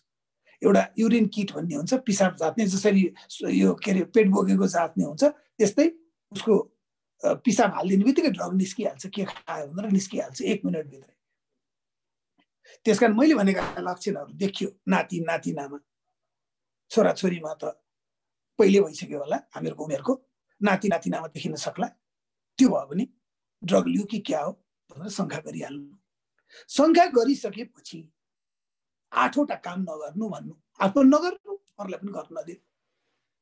यो मान्छे ड्रग एडिक्ट हो भन्ने कुरा थाहा भइसकेपछि नम्बर 1 घरमा नराख्नु। Home is the biggest trap for the drug user भन्छ। त्यसलाई ड्रग खानको लागि पैसा चाहियो, त्यो पैसा घरमै निकाल्छ त्यसले, गुर्की लाएर, धम्की लाएर, डर देखाएर। ड्रग खाएपछि ऊ काम गर्न चाहँदैन, काम नगरी भात खान पाउनु पर्यो, काम नगरी भात खाने पनि घरमै पाउँछ। ड्रग खानको लागि खाने बित्तिकै सुत्ने कोठा चाहियो, सुत्ने कोठा फोकटिया पनि घरमै पाउँछ। ड्रग किन्ने पसल थाहा छैन, मोबाइल चाहियो, कहाँ बेच्दैछ, मोबाइल र सिम कार्ड पनि घरले दिन्छ। अझ त्यहाँ जानलाई मोटरसाइकल पनि किनिदिन्छ। घरबाट निकालिदिने बित्तिकै ड्रग खान गाह्रो भइहाल्छ। पैसै पाउँदैन, काम गर्नु पर्यो, सुत्नै पाउँदैन, लजको पैसा दिनु पर्यो। त्यसकारण ड्रग एडिक्टहरू घर छोड्न चाहँदैन, तर्साएर धम्काएर त्यहीँ आफ्नो जमाउँछ उसले। तर बाउ आमा चाहिँ म घरमै ठिक गर्छु भनेर बसिहाल्छ। त्यो सब पतन हुन्छ। त्यो बाउ आमालाई ब्लड प्रेसर, सुगर, हार्टको रोग लाग्छ। त्यसकारण घरबाट निकाल्ने। जति बेलामा यो निराजनहरूले ड्रग खायो, इटन कलेज के अरे माथि उहाँ के अरे बेलायतको इन्द्रबहादुर कार्की भन्ने कर्नल थिए, उनले थाहा पाए। उनले जाहेर गरे माथि दरबारमा कि राजकुमारहरूले ड्रग खानुहुन्छ। दरबारले तिनका जागिरी खोज्दियो किनकि तिनले लुकाए। उनीहरूले घरमै समाधान गर्न खोजे, यो कुरालाई बाहिर ल्याउन खोजेन, घरमै दरबारमै। तर यो दरबारमा हुनेवाला त थिएन। आखिर त्यसैले सबैलाई मारिदियो। साउदी अरेबियामा हामीले पढेको राजाको 6 जना छोरा मध्ये साइलोले ड्रग खाए अरे बेलायतमा पढ्दाखेरि। र बाउले बोलाएर छोरा तिमीले खाएको लाऊ भनेर बगैँचामा लगेर तिमीलाई चाहिँ मैले मार्दैछु किनकि तिमीले मेरो वंश खत्तम गर्न सक्छ भनेर मार्दे। एउटा राजपरिवारमा ड्रग खानलाई मारिनै थियो। त्यो राजपरिवार अहिलेसम्म छ। अर्कोले लुकाएर कर्नेललाई चाहिँ खोसे, उनी सुहा भयो। घर सुहा हुन्छ, खत्तम हुन्छ, खत्तम हुन्छ। घरबाट निकाल्नु त्यसलाई, घर नराख्नु। यस्तो ठाउँमा राख्नु जहाँ खान पाउँदैन, जहाँ अरूले ल्याइदिन सक्दैन, त्यहाँ पठाइहाल्नु। जसलाई मैले सेफ जोन भन्छु। 1 नम्बरमा घरमा नराख्नु भनेर आफू पनि त्यो गर्नु होला र सल्लाह पनि त्यही दिनु होला। नम्बर 2 मोबाइल र मोटरसाइकल नदिनु, त्यसमै मृत्यु हुन्छ। मोबाइल कहाँ छ भन्नलाई चाहियो, मोटरसाइकल त्यो ठाउँमा पुग्नलाई चाहियो।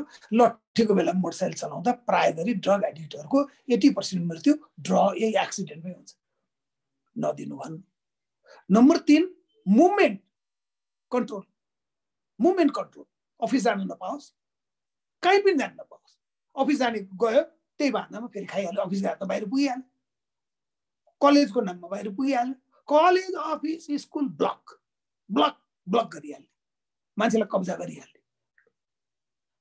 अब मान्छे अफिसमा पठाएर अफिसमा खोज्दैछ, ड्रगबाट निकाल्नुको लागि अफिसमा खोज्दै हिँडेको छ मान्छे। ऊ रातभरि सुत्नै नसकेर ड्रग खाइरहेछ, रक्सी खाइरहेछ अथवा गाँजा खाइरहेछ, यहाँ अफिस खोज्दै हिँडेको छ। कलेजको नयाँ भर्ना गर्दै हिँडेको छ। नार्कोननमा अहिले हेऱ्यो भने 28 जना जति इन्जिनियर, 5-7 जना डाक्टर, 3-4 जना पाइलट छन्। पढाएर क्या इन्टेलिजेन्ट लेभलै ब्लक। आमा पिट्छ, बाउ पिट्छ, त्यो मात्रै भएन नि, त्यो मूर्ख भयो। त्यसकारण no college, no office, block. कहिलेसम्म ब्लक त? जहिलेसम्म ड्रग माथि उसले विजय पाउँदैन अथवा निको हुने कुरा त होइन। ड्रग एडिक्सन निको त हुँदैन। ड्रग एडिक्सन त बानी हो। बानी कसरी निको हुन्छ? कसैको श्रीमती घरमा छ, बाहिर कान्छी राखेको छ भने त्यो बानी खराब हो। तर ट्याब्लेट खुवाएर त्यो निको पार्न सकिन्छ र? त्यो त बानी हो भने बानी त सुधार हुनु पर्यो। त ड्रग एडिक्सन कसरी चाहिँ रोग भयो? रोग भए पनि निको हुन्छ त? यो त बानी हो नि खराब। त त्यसै कारण अफिस, स्कुल, कलेज, ब्लक। मैले के भने सरहरूलाई, नम्बर 1 घरमा नराख्ने, नम्बर 2 मोबाइल मोटरसाइकल दिनै हुँदैन, ड्रग खान हेल्प हुन्छ। Number 3 office, school, college, block. Number 4 बिर्सेर पनि बिहा नगर्नु। बिहा गरेर सुधार्नु खोजेको छ, खत्तम हुन्छ, त्यो डिभोर्स हुन्छ। रक्सी खानेहरूको कति बस्या हुन्छ श्रीमतीहरू, उहाँहरू बिचरा कसरी बस्या हुन्छ उहाँहरूलाई पनि थाहा हुन्छ। किनकि त्यो त एबनर्मल भइहाल्यो नि। संवेदनहीन मान्छेसँग कसरी बस्ने? मारिदिन्छ, कुट्दिन्छ, न माया छ, न दया छ, न प्रेम छ, न स्नेह छ। एबनर्मल मान्छेलाई बिहा गर्नु हुँदैन, त्यसले पाल्दै पाल्दैन। नम्बर 2, बिहा गरिसकेपछि बच्चा त पाउनै हुँदैन। बच्चाको एकले रेस्पोन्सिबिलिटी लिँदैन, अर्को बच्चाले पनि खाने चान्सेस 80% हुन्छ। र बच्चाहरू यदि अलि ठुलो भइसकेको छ भने यिनीहरूसँग राख्नु हुँदैन, किनकि या त डिप्रेसनमा जान्छ या त त्यस्तै हुन्छ, पढ्नै सक्दैन। त्यसै कारण ड्रग एडिक्सनमा परेका मानिसहरूले ड्रग छोडेको 2 वर्ष नभइकन बिहा गर्नु हुँदैन। म त अझ 5 वर्ष भन्छु। संवेदनै फिर्ता भए हुँदैन, डिसिजन गर्ने पावरै फिर्ता भए हुँदैन। त्यसै कारण गर्नु हुँदैन। अर्को 5, बिर्सेर पनि विदेशमा पठाउनु। अरब सरबमा उसको शरीरले कामै गर्न सक्दैन। अमेरिका बेलायतमा ड्रग खान फ्री छ, ह्युमन राइट भनेको छ। भनेपछि अमेरिका बेलायत गएपछि त्यसलाई छुन पनि नपाइने भयो, उपचार गर्न पनि उसले नभनिकन नसक्ने भयो। अरबतिर उसको शरीरले कामै गर्न सक्दैन। अमेरिका बेलायत पठाइदिनु भनेको बौला बनाउने हो। खत्तम भएर आउँछ, न आफू जान सकिन्छ, न हेर्न जान सकिन्छ, न लिन जान सकिन्छ, न भिसै पाइन्छ। जो मान्छे यहाँ ड्रग खाएको ठिक हुन्छ भनेर अमेरिका बेलायत पठाएछन्, स्वाहा भएको छ, मान्छेहरू खत्तम भएको छ। नगर, विदेश नपठाउनु। अर्को 1 रुपियाँ लगानी नगर, किनकि यो मान्छे एबनर्मल हो, पागल हो। यो त्यस कारण हेर्न पनि साइकाट्रिक डाक्टरले हेर्छ नि त। ड्रग खानेलाई किन साइकाट्रिक डाक्टरले हेरे त? फिजिसियनले किन नहेरे त? किनकि पागलको डाक्टरले हेर्ने भने के त?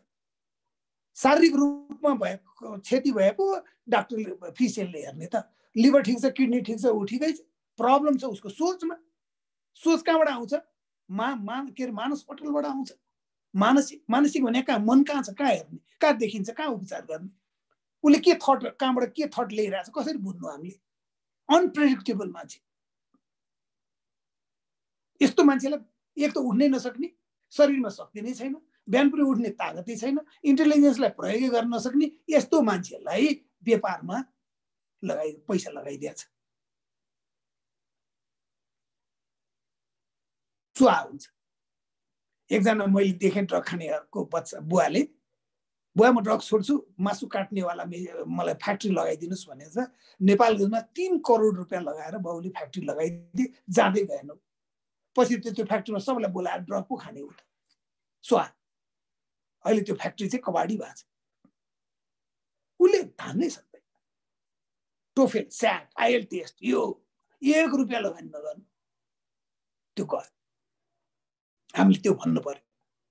सम्झाउने, बुझाउने, रुने, कराउने काम नगर्नु भन्नु, किनकि यसको चेतना ब्लक भएको हुनाले अनुभूति हुँदैन, उसलाई केही फरक पर्दैन।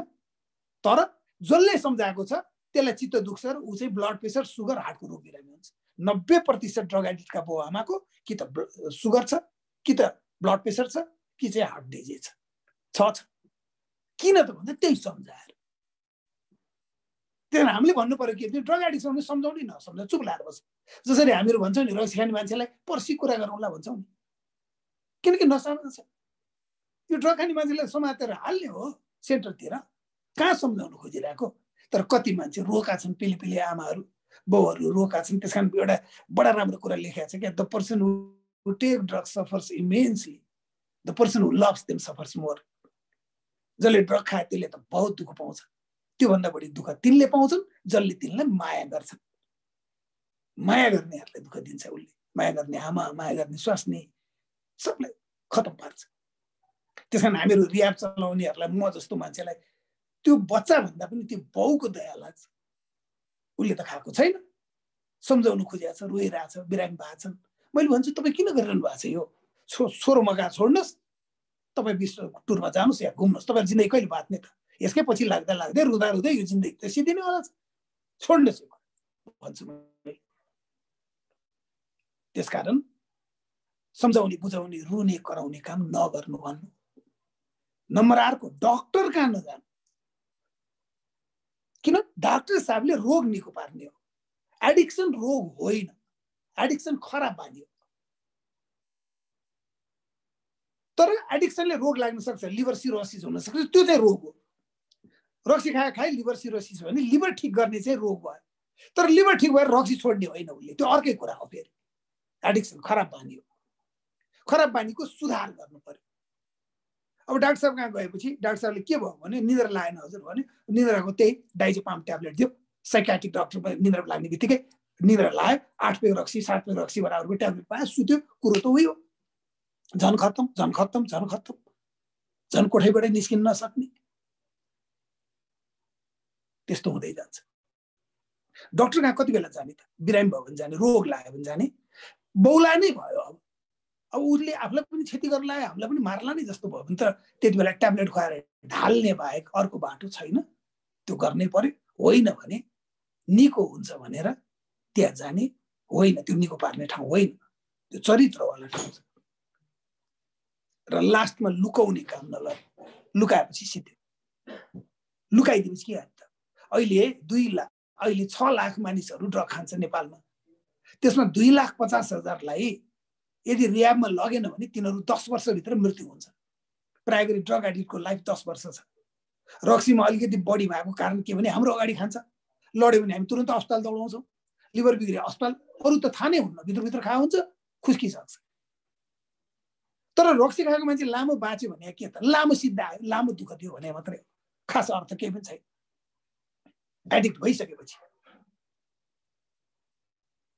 त त्यसै कारण यो सरहरूले यति काम चाहिँ गरिदिनु होला कि कुनै मान्छे ड्रग एडिक्ट दुब्लाउँदै गएको छ, राति सुत्दैन, बिहान उठ्दैन, पढाइमा कमजोर भएको छ, व्यवहार बदलिएको छ भने ड्रग खाएको हो, एडिक्ट हो। यो एडिक्टलाई घरमा नराख्नु भन्नु, मोटरसाइकल र मोबाइलहरू नदिनु भन्नु, सवारी साधन नदिनु भन्नु, एक्सिडेन्ट हुन्छ। यो जागिर सागिर कलेज सब ब्लक गर्नु भन्नु, किनकि यो बाहिर जान पाउँछ र ड्रग खान्छ, त्यही बहानामा बिहा नगरिदिनु भन्नु, विदेश नपठाइदिनु भन्नु, लगानी नगरिदिनु भन्नु, सम्झाउने बुझाउने रुने कराउने काम नगर्नु भन्नु, डाक्टर कहाँ लिएर नजानु भन्नु र लुकाउने काम नगर्नु भन्नु। तर धेरै ड्रग एडिक्सनमा हेऱ्यो भने 8औं वर्ष 10औं वर्ष यति यही 5-7वटा काम गरेर बसेका हुन्छन्। मैले के नगरेँ हजुर भनेर आउँछन्। मका के गर्नुभयो? मैले बिहा गरिदिएँ। लु नचाहिने काम गर्नुभएछ, खत्तम पार्नु भएछ भन्छु म चाहिँ। किनकि ज्ञानै छैन, पहिला त्यो परेकै छैन, त्यो घरमा पहिला देखेकै छैन। लाज हुन्छ भन्दै छ, लाज हुन्छ कसले भन्यो त? पेट दुख्या लाज नहुने, एक्सिडेन्ट भएको लाज नहुने। आखिर हाम्रो गल्तीले नै हामी बिरामी हुन्छौँ, हाम्रो गल्तीले नै हामी लड्छौँ, हाम्रो गल्तीले ड्रग खायौँ, फरक के हो त? तर ड्रग खाएको कुरा चाहिँ भन्नु न लाज हुन्छ भने कसले त भन्दा बेच्नेले एउटा प्रोपोगन्डा फैलाइदियो, लाज हुन्छ। यही लाजका डरले लुकाएर बसे। अलिकति चाहिँ डरले गएर आएपछि सुध्रेन भने मलाई मार्ला, डरले। अलिकति आशले, अस्ति आँखाभरि आँसु पारेर खान्न भनेको छ, सायद खाँदैन होला, फेरि आशाले 1 वर्ष 2 वर्ष 3 वर्ष 5 वर्ष 5 वर्षमा बौलाउन थाल्छ, 7 वर्षमा जेल पर्न सक्छ, अनि त्यसपछि एक्सिडेन्ट हुन सक्छ र सेन्टर ल्याउने बेलामा त पथरु भएर खतम भएर ल्याउँछ। त्यसकारण यहाँहरूले के भन्दिने त? यदि ड्रग एडिक्सनमा परेको छ भने के गर्ने त भन्दाखेरि खान नपाउने ठाउँमा राखिदिनु, बस सल्युसन हजुरहरूले सम्झाउने यही हो। खान नपाउने ठाउँमा राखिदिनु। खान नपाउने ठाउँ कहाँ छ त भन्दा कि जेलमा छ कि उपचार केन्द्रमा छ, दुईटा, कि जेलमा होला कि उपचार केन्द्र होला, त्यही दुईटा ठाउँमा राख्नु, यसको जिन्दगी त्यही सुरक्षित हुन्छ। तर जेल त मैले भनेर राख्न सक्दिनँ, उसै उपचार केन्द्र लानुहोस्।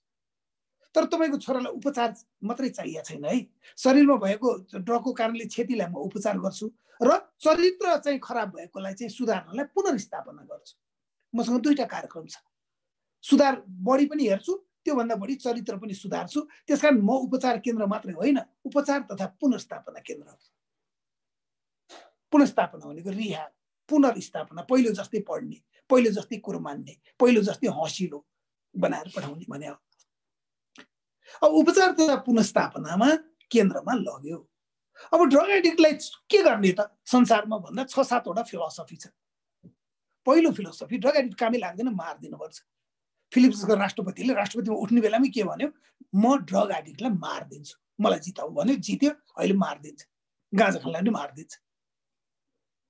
उनीहरूलाई के लाग्यो भने यसलाई राखेर के काम त, यो बेकार, सिधाइदिए भइहाल्यो, उसको कुनै कामै छैन। त्यो पनि एउटा नीति हो, जसलाई मैले डिटरेन्ट थ्योरी भन्छु। दोस्रो करेक्सनल भन्छ। करेक्सनल भने यिनीहरूलाई जेलै हाल्नुपर्छ। डोमेस्टिक भाइलेन्स गर्ने, आमा कुट्ने, बाउ कुट्ने, चोर्ने, ठाट्ने, कानुन विपरीत काम जेलै हाल्नुपर्छ। त्यहाँ सिङ्गापुरमा चाहिँ जेल हाल्छ, करेक्सनल भन्छ। यो एउटा अर्को मोडल हो ड्रग एडिक्टलाई पठाउने, जेल हाल्ने। तेस्रो मोडल अल्टरनेटिभ भन्छ। अल्टरनेटिभ भनेको बेलायत अमेरिका जस्तो ठाउँमा चाहिँ ड्रग एडिक्सनलाई हामीले ह्युमन राइट भनेका छौँ। ह्युमन राइट भएपछि उसले खान्छ, चोरी गर्न खाला झन्। त्यस कारण बरु सरकारले खान दिउँ न, सरकारले ड्रग खान दिउँ न। चोर्न त चोर्दैन, आफै मरेर जान्छ। मेथाडोन, बिप्रोनर्फिन भन्ने यहाँ युएनले बाँड्छ। नेपालले सिग्नेचर गरेछ, गर्नुहुन्थेन। कुनै कुनै देशहरूले गरेन, धेरै देशहरूले यो गरेको छैन, यो दिन्न हुँदैन भनेको छ। अनि युनाइटेड नेसनले यही ड्रग दिने, अनि नेपाललाई दिएको के अरे युएनको आए, युएनको चाहिँ एडमा यो पनि पैसा गन्दिने, यसको पैसा नि गन्ने। हामीहरूको स्टडी गरेका छैनन्, दनादन सही गरिदिएछ, जहाँबाट जे पैसा आउँछ नि सही गरिदिन्छ। अल्टरनेटिभ भनेको ड्रगै खान दिने। त्यसको फिलोसफी के त भन्दा आफै मरोस् ताकि यसले नचोरोस्, नढाँटोस्, नठगोस्। नेपालमा पनि छ त्यो। अर्को चौथो साइकेट्रिक मोडल। यिनीहरू पागल हो, पागलको औषधि खुवाएर ढालिदिउँ ताकि यसले आफूहरूलाई क्षति नगरोस्। That is psychiatric model. पाँचौँ मोडल के आयो त भन्दाखेरि स्पिरिचुअल मोडल। स्पिरिचुअल मोडल भनेको यिनीहरूले धर्म मानेन, बाइबल मान्दै भए हुन्थ्यो, गीता मान्दै भए हुन्थ्यो, कुरान मान्दै भए हुन्थ्यो। त्यहाँ भगवान्ले प्रष्ट लेखेको छ यो काम गर्नुहुन्न, तर यिनीहरूले गरे। त्यस कारण यिनीहरूलाई फेरि स्पिरिचुअल विधिमा लैजाऊ, प्रार्थना गरोस्, यो गरोस्, ऊ गरोस्, ध्यान गरोस्। यो अर्को विधि हो। अर्को विधि के आयो त भन्दाखेरि होइन, ड्रग एडिक्टहरू अर्कै वर्ग हो। सभ्य दुनियाँमा यिनीहरू आउन नै चाहँदैन, सभ्य मान्छेले यसलाई सम्झाउनै सक्दैन। त्यसमा ड्रग एडिक्टले नै सेन्टर खोलोस्। त्यो सेन्टरमा ड्रग एडिक्टहरू आपसमा बसुन्, उनीहरू खुल्छन् आपसमा, एकले अर्कालाई सम्झाइ बुझाइ गरून्। त्यहाँ कुनै किताब हुँदैन, कुनै पाठ्यक्रम हुँदैन, कुनै टिचर हुँदैन। आपसमा बसेर एकले अर्कोलाई सम्झाउने विधिलाई नार्कोटिक एनोनिमस, छोटकरीमा एनए विधि भन्छ। विधि चाहिँ नेपालमा 150 वटा छ, 150 वटा छ। र यसमा सुध्रिने सम्भावना 3 जनादेखि 5 जना 100 मा हुन्छ। यसमा खर्च चाहिँ 15,000 देखि 25,000 30,000 को बीचमा महिनाको लाग्छ। प्राय 4 महिना राख्छन्। ड्रग एडिक्टहरूले आफैले खोलेका सेन्टरहरू चाहिँ नार्कोटिक एनोनिमस भन्छ। यो चाहिँ नेपालमा 150 छ, काठमाडौँभित्र 60 वटा छ। यो अर्को विधि हो, यो संसारमै छ।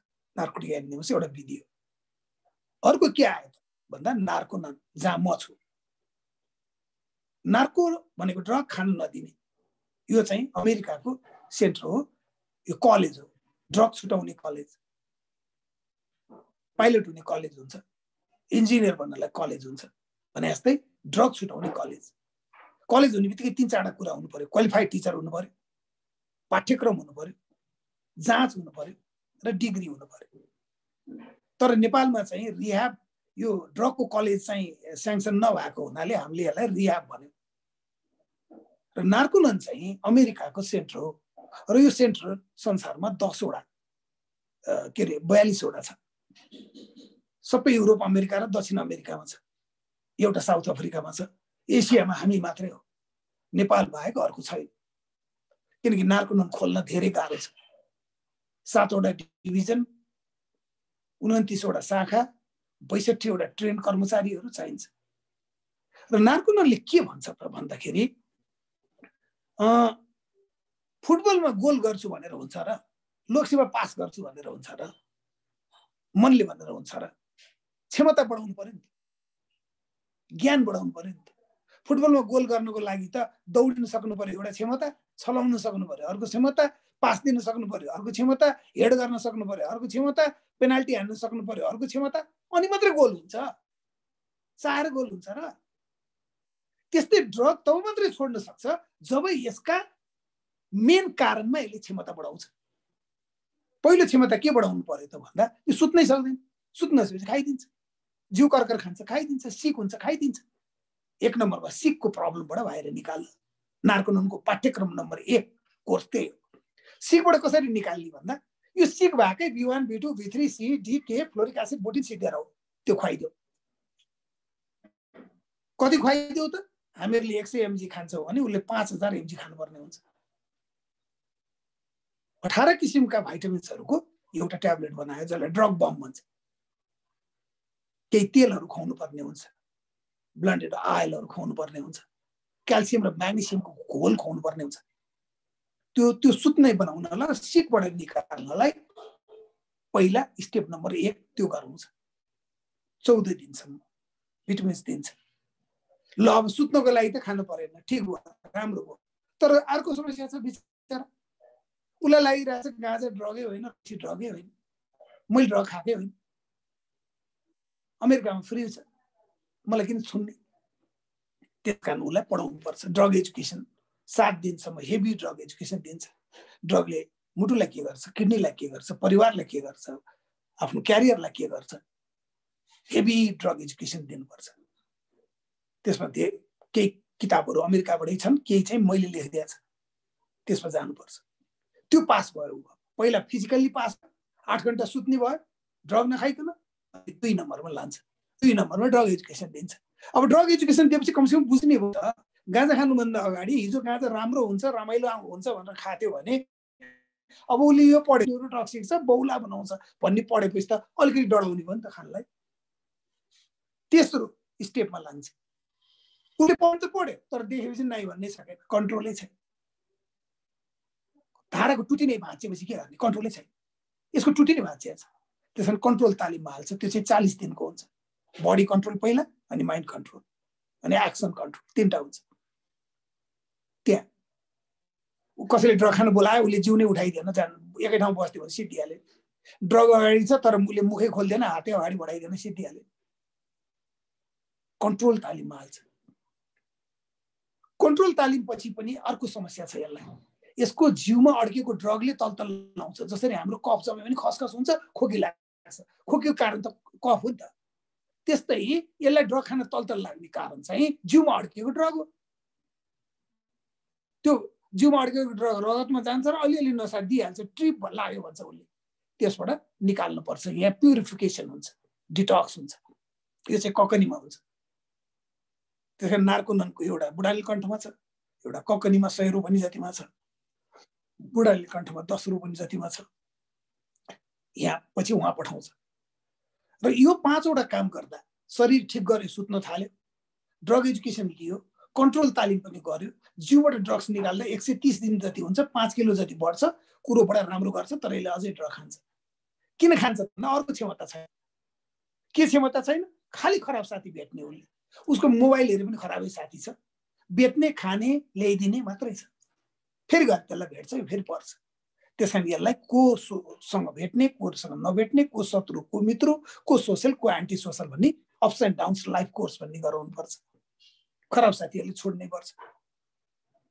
तर ऊ खराबलाई असल भन्छ बाउ आमालाई खराब भन्छ पुलिसलाई खराब भन्छ हो त्यो तालिममा हाल्नुपर्छ र त्यो तालिममा हालिसकेपछि पनि यो अझै ड्रग खान्छ किन खान्छ भन्दा त ऊ कानुन पनि नमान्ने समाजको नियम पनि नमान्ने घरको नियम पनि नमान्ने जङ्गली नै भइसक्यो रक्सी खाएको छैन भन्छ तर बाउसँग झगडा गर्छ अंश माग्छ उसले लाके हामीलाई मन पर्दैन बोलेको तरिकै मन पर्दैन ट्याटो खोपेकै मन पर्दैन कपाल उठाएकै मन पर्दैन सोसाइटीमा फिटै हुँदैन सोसाइटीमा डु र डोन्ट हुन्छ है फुटबल खेल्दा नि खुट्टाले छुन पाइन्छ हातले छुन पाइँदैन घरमा बस्दा नि बाउले भने मान्नुपर्छ त्यसलाई मान्दिनु भन्छ मेरो तरिकाले जिन्दगी चलाउँछु भन्छ त्यसकारण उसलाई इथिक्समा हेभी कोर्स गराउनुपर्छ कन्स्टिट्युसनको बारेमा बताउनुपर्छ लको बारेमा बताउनुपर्छ ट्रेडिसनको बारेमा मोरल कोडको बारेमा बताउनुपर्छ फ्यामिली भ्यालुको बारे किन थाहा नै छैन उ त जङ्गली जीवन बिताइरहेछ त्यसमा उसले लेख्छ नि बर्न टु बी वाइल्ड भनेर लेख्छ नि म जङ्गली हुन जन्मे मेरो कुनै रुटिनमा बस्दिनँ म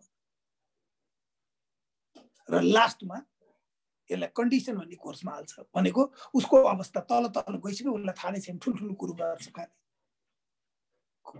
व्यापार गर्छु भनेको छ विदेश जान्छु भनेको छ हैसियत हेऱ्यो केही पनि छैन ठुल्ठुलो कुरो गर्छ सुकुल गुण्डा जस्तो त्यसैले उसलाई भन्छ तिम्रो हैसियत यो हो त्यसै कारण अहिले नेपालमा हजुरहरूलाई कसैले मान्यो म कहाँ लैजाउँ मेरो ड्रग एडिक्सनको समस्या पर्यो भन्यो भने जसरी उपचारमा झाँक्री वैद्य डाक्टर तीनटा विधि छ। झाँक्रीले पनि उपचारै भन्छ, वैद्यले पनि उपचारै भन्छ, डाक्टरले पनि उपचारै भन्छ। तर यी तीनटा फरक हुन्, एकदमै फरक, फिलोसफी नै फरक हो, तरिकै फरक। त्यस्तै नेपालमा पनि यो म मार्ने छैन, साइकाट्रिक औषधि खाएर ढल्ने म हजुरहरूलाई सल्लाह दिन्न, यो नदिनु। अल्टरनेटिभ सरकारले ड्रग बाँडेको छ त्यहाँ खान जाऊ, यो पनि नभन्नु, यसले पनि काम गर्दैन। स्पिरिचुअलमा ध्यान गर भनेर काम गर्दैन, किन उसको जिउमा भाइटामिन मिनरलै छैन, सुत्नै सक्दैन, कति दिन ध्यान गर्छ, फेरि दौडिहाल्छ। के भनिदिनु भने तीनटा विधि छ।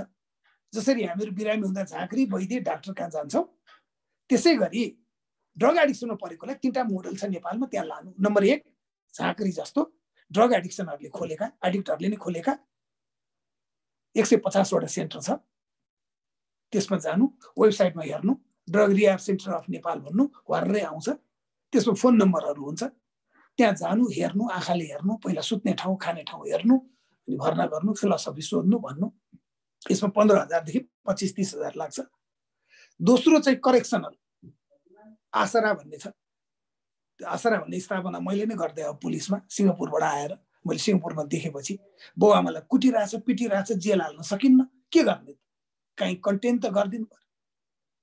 त्यसकारण आसरा भन्ने छ एउटा, यही यो साङ्ग्रिला होटेलको पश्चिमपट्टि जङ्गलमा, र अर्को चाहिँ उहाँ के अरे धरानमा छ।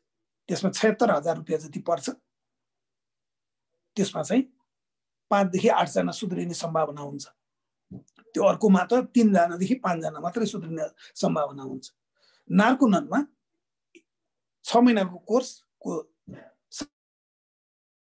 4.5 लाख जस्तो खर्च हुन्छ नेपालीहरूलाई। इन्डियनहरूलाई 10 लाख जति लाग्छ, युरोपियनलाई त्योभन्दा बढी लाग्छ।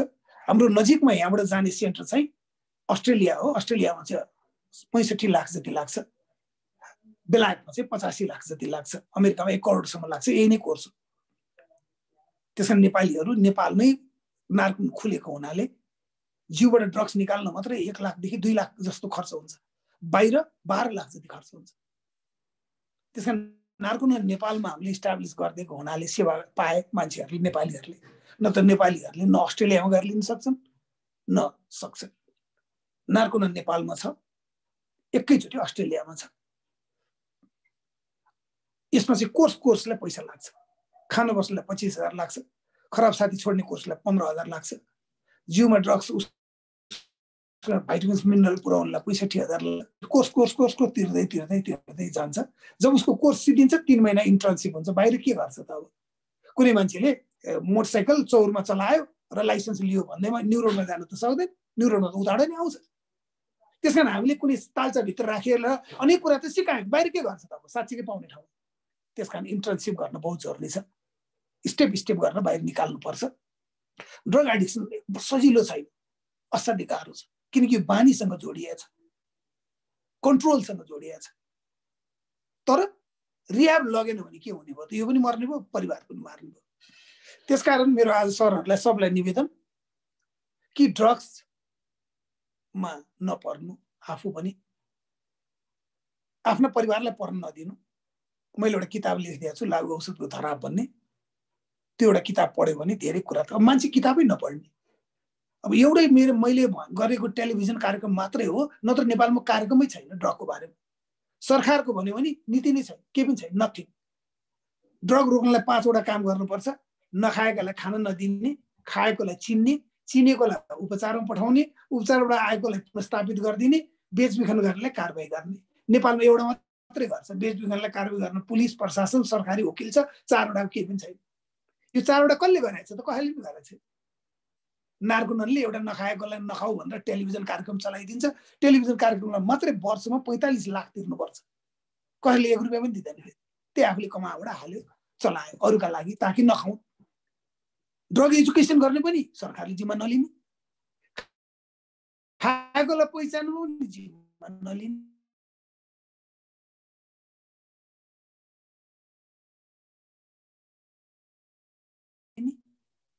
उपचारमा एउटा पनि अनि कर। त्यसैले अहिले नेपालमा यदि ड्रग रोकिएको छ भने एनजिओजहरूले जति रोकेका छन् तिनीहरूले रोकेका छन्। उपचारीहरूलाई बुझाउनै नसकिने रहेछ हामीले। कहिलेकाहीँ म गएर केही कुरा भन्छु, पहिल्यै नेगेटिभ थट आइसक्यो, कहाँबाट पैसा पायो यसले, कहाँबाट डलर ल्यायो यसले, उसले के काम गरिरहेछ सोसाइटीको लागि भन्ने त मतलबै छैन। यहाँ कति आउँछ, एकजना मन्त्री रहेछन् गृहमन्त्री, मैले कुरा पुऱ्याएँ, नेपालमा ड्रग एडिक्सन रोक्न म एउटा मास्टर प्लान गरिदिन्छु, किनकि मैले इजरायलमा सिकेँ, ड्रगको इजरायलमा बहुत राम्रो छ, पुरै सरकारले लिडर छ।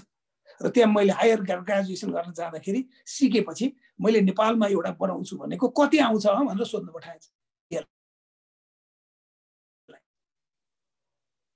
यस्तो देशमा जन्मेका छौँ हामीहरू, न मेयरले जिम्मा लिने, न प्रधानमन्त्रीले जिम्मा लिने, न गृहमन्त्रीले जिम्मा लिने, कोस उनीहरूले लिने। समाज ड्रगमय हुँदै गइरहेछ, हाइवेको वरिपरि सिद्धिन लागिसके बच्चाहरू बाहिर गएका त्यस्तै खतम भएका छन्। र अब हामीहरू बस्ने समाज यी पोलिटिकल घटना भइ नै रहेछ। जापानमा पनि मान्छेहरू खुस्किरहेका छन्, नयाँ भइरहेछन्, प्रधानमन्त्री गइरहन्छन्। तर एउटा नीति त हुन्छ नि त, ड्रग्सका नीति, सुरक्षाका नीति, एउटा नीति त छ, नीति नै छैन। एउटा लागु औषध शाखा भनेर गृह मन्त्रालयमा छ, उपसचिवहरू हुनुहुन्छ बिचरा, वर्षको 36 लाख बजेट छ, त्यो 36 लाख बजेट भने के भयो, के पनि हुँदैन। हामीले टेलिभिजनमा म जस्तो एउटा साधारण संस्थाले तिरेको मात्रै 49 लाख छ, सरकारको बजेट 36 लाख दिएको छ बिचरा। त्यसकारण सामाजिक संस्थाहरूले कहिलेसम्म काम गर्न सक्छन्, जहिलेसम्म पैसा पाउँछ। नार्कोटिक कहिलेसम्म चल्छ भन्दा मैले पैसा पाएँ भने चलाउन सक्छु, होइन बन्द गर्छु। म त सरकार त होइन, मेरो दायित्व त छैन, मैले कर त उठाएको छैन। तर हामीहरूलाई बाध्यता के छ सर भने, जुन समाज हामी बस्छौँ, भोलि बस्नै लायक भएन भने के गर्ने, बाटा निस्के ड्रग एडिक्टले कुटिहाल्ने, त्यहाँ गयो कि लुटिहाल्ने भएपछि हामी जतिसुकै सम्पन्न भयो भने के गर्नु। अहिले नेपालमा हामी जतिसुकै सम्पन्न किन नहुँ, हिँड्नलाई बाटो छैन, उता खाल्डो, बाहिर निस्क्नु धुलो नाका छिरेछ। अनि अमेरिका गएर भाँडा माझेर बसेको छ मान्छेहरू, किन बसिरहेको तिमीहरू भनेपछि राम्रो गोलमेडा खानु पाइएको छ, राम्रो हावा लिन पाएको छ, त्यस भएर बस्या भन्छ। सुखी हुनुहुन्छ त? सुखी त छैन। यहाँ मेरो सम्मान पनि छैन, केही पनि छैन, दुःखै दुःख छ। तर किन आउनुहुन्छ? अब त्यो के गर्नु, ग्यासै पाइँदैन, पानी आउँदैन। त्यसकारण देश यदि क्राइममय छ, ड्रगमय छ, ह्युमन राइट छैन र पढे लेखा मान्छे छैन भने बस्न लायकै हुँदैन रे। बस्न लायक नहुने मध्ये एउटा ड्रग्स हो। आज यो बारे मैले केही कुराहरू सरहरूलाई निवेदन गर्न पाएँ र मलाई लाग्छ हजुरहरूले थोरै भए पनि हजुरहरूलाई केही मद्दत पुग्यो होला। मैले 22-24 वर्ष भयो पुलिसमा, मैले आसरा भन्ने खोलेँ। मेरो काम थिएन, म त इन्सपेक्टर मात्रै थिएँ। तर मेरो एउटा बर्दियामा हुँदा एउटा सिपाहीले जाँड खायो, त्यसको जागिर खोज्नु पर्ने भयो। म चाहिँ बोर्ड अध्यक्ष भएँ जागिर खोज्नलाई। जागिर खोज्न लागेको स्वास्नी रोएर 3टा बच्चा रहेछ। अनि मैले यसलाई जागिर नखोसौँ, मेरै गार्ड राख्छु, मेरो गार्ड राखेपछि त मैसँग हुन्छ, जाँड खानु पाउँदैन भनेर गार्ड राखेँ त्यसको जागिर बचाउनलाई। एक दिन म एउटा अपरेसनमा गएको त मेरै घरमा खाएर के अरे ओछ्यानमा मुतेर बसिरहेको छ। त्यसपछि मैले बुझ्न सकिनँ कि के चिज छ रक्सीको पछाडि। रक्सी पछाडि के यो मान्छेको जागिर जान्छ भन्ने थाहा छ, तर पनि खाइरहेछ भनेपछि एउटा जज हुनुहुन्थ्यो देवेन्द्र शर्मा भन्ने, उहाँ कहाँ गएँ, सर यो रक्सी के छ यसमा भनेपछि उहाँले भन्नुभयो यो दुर्व्यसनी हो, एडिक्ट हो यो, त्यसकारण यसले छोड्न सक्दैन। र एडिक्ट भन्ने शब्द पहिलोचोटि सुनेको मैले त्यही हो, किनकि हाम्रो इन्सपेक्टरको तालिममा एडिक्टको थिएन, ड्रग खानलाई थुन्ने मात्रै थियो, एडिक्सन भन्नेको थिएन। अब एडिक्ट कसरी पढ्ने त, कहाँ छ त किताब, खोइ लखनऊतिर किताब पाइन्छ कि भनेर एउटा असैलाई पठाएँ। 5-6 दिनमा एउटा किताब ल्यायो, 5-7 पान्नाको, नशा से मुक्ति कैसे भन्ने। त्यो किताबमा के लेखेको छ भने लट्ठाउने कुरा नै ड्रग हो, लट्ठाउने कुरा खाएपछि आफै निस्किन सकिन्न, उपचार केन्द्र चाहिन्छ। त्यसपछि पुलिसमा ध्रुव प्रधान आइजी हुनुभयो। एक दिन ठुलो जेनरलहरूको मिटिङ भयो, म चाहिँ डिएसपी मात्रै थिएँ, क्यामेरा लिएर गएको थिएँ समाचार खिच्नलाई। कसरी काठमाडौँमा क्राइम रोक्ने त भनेपछि कसैले बन्दुक थप्ने भने, कुनै जर्साभरले चाहिँ मान्छे थप्ने भन्नुभयो, कसैले गस्ती थप्ने भन्नुभयो। अनि मैले पनि फुत्ता हात उठाएँ, म त सानो अफिसर, के भन्नु खोजे बस्नु त, ए हजुर ड्रग्सको मेन सोर्स 80% क्राइमको सोर्स त ड्रग हो र ड्रग एडिक्टलाई हामीले थुनेर हुँदैन, उपचार गर्नुपर्छ। नेपालमा उपचार केन्द्र छैन, त्यसकारण पुलिसले नै उपचार केन्द्र खोलौँ भन्ने मैले भयङ्कर विरोध भयो। पुलिसको काम हो र भनेर तर ध्रुव प्रधान साहबले 25,000 रुपियाँ दिएर मलाई खोल भन्नुभयो र आसरा भन्ने खोल्यो 50 सालतिर। कसैले भनेर खोले है, मैले त्यो सिपाहीले गर्दाखेरि खोले हो। आज म यही कुरा काममा लागेर म अन्तर्राष्ट्रिय ट्रेनर भएको छु र मलाई अमेरिकाबाट फ्रिडम मेडल भन्ने ठुलो सम्मान पदक दिएको छ। रुसबाट अलेक्जेन्डर नेभेस्की भन्ने पदक मैले पाएको छु र अहिले म यही दुनियाँमा लागेको छु। आज सरहरूसँग थोरै कुरा सेयर गर्न पाएँ म्याडमहरूसँग। I am so grateful. नमस्ते हजुर। Thank you sir. सरको छोटो समयमा धेरै योसँग ड्रग्ससँग रिलेटेड कुराहरू चाहिँ आयो। हेर्दा सुन्दाखेरि चाहिँ धेरै सिम्पल लाग्छ, तर धेरै गहन कुराहरू चाहिँ यहाँभित्र परेका छन्। अब हामी 7:40 भइसकेको छ अबको समय। 8-10 मिनट चाहिँ अब हामी सरहरूसँग भएको केही कुराहरू चाहिँ केही छ सरहरूको क्वेरिजहरू जिज्ञासाहरू चाहिँ छ भने राखौँ, सर प्रश्नहरू राखौँ। यहाँ च्याटमा केही प्रश्नहरू चाहिँ आएको चाहिँ देखेको थिएँ मैले। यहाँ हाम्रो अम्बा सरले होला गाँजा र भाङमा के फरक छ भनेर सोध्नु भएको छ। अर्को सुनिल तिवारीजीले चाहिँ सोध्नु भएको छ परीक्षण गर्ने किट कहाँ पाइन्छ, कसरी चेक गर्ने भनेर सोध्नु भएको छ।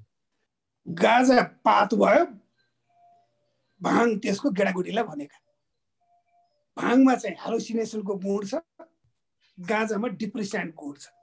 गाँजाले सुताइदिन्छ, लट्ठाइदिन्छ र भाङले चाहिँ अलिकति हेलुसिनेसन भनेको नभएको कुरा हो जस्तो पनि पार्छ। त्यसकारण यी दुईटै एउटै चिजबाट आएका प्रडक्टहरू हुन् र यसको असर चाहिँ अलिकति फरक छ। र युरिन किटको सम्बन्धमा चाहिँ यो पिसाब जाँच्नेहरू चाहिँ 8-9वटा ड्रग जाँच्ने एकैचोटि जाँच्ने पनि हुन्छ, एउटा जाँच्ने पनि हुन्छ। यो अहिले चाहिँ हामी नार्कोननबाटै मगाउँछौँ, हामी चाहिँ अन्तर्राष्ट्रिय नार्कोनबाटै मगाएर यहाँ राख्छौँ र 9वटा जाँच गर्नेलाई हामीहरूले 3,000 रुपियाँ माग्ने गरेका छौँ, एउटाको 300 रुपियाँ। र एउटा मात्रै जाँच्ने छ भने त्यसको 300 रुपियाँ मात्रै लिने गर्छौँ। एउटा मात्रै प्राइमरी गाँजाको हुन्छ या ब्राउन सुगरको हुन्छ। 8वटैको जाँच्दाखेरि चाहिँ राम्रो हुन्छ। त्यो अहिले चाहिँ नार्कोनमा छ। तर यो अहिले यो के अरे कोभिड लागेपछि इन्टरनेसनल यो प्लेनहरू रोकिएका हुनाले, इन्टरनेसनल प्लेन चाहिँ रोकिएका हुनाले यो चाहिँ केही समय ल्याउन गाह्रो भयो। तर अहिले फेरि आउन थालेको छ। तपाईँहरू नार्कोनमा मलाई नै यही 985110 37 529 जुन मेरो नम्बरमा फोन गर्नुभयो भने म तपाईँहरूलाई यो कार्यमा सहयोग गर्न सक्छु।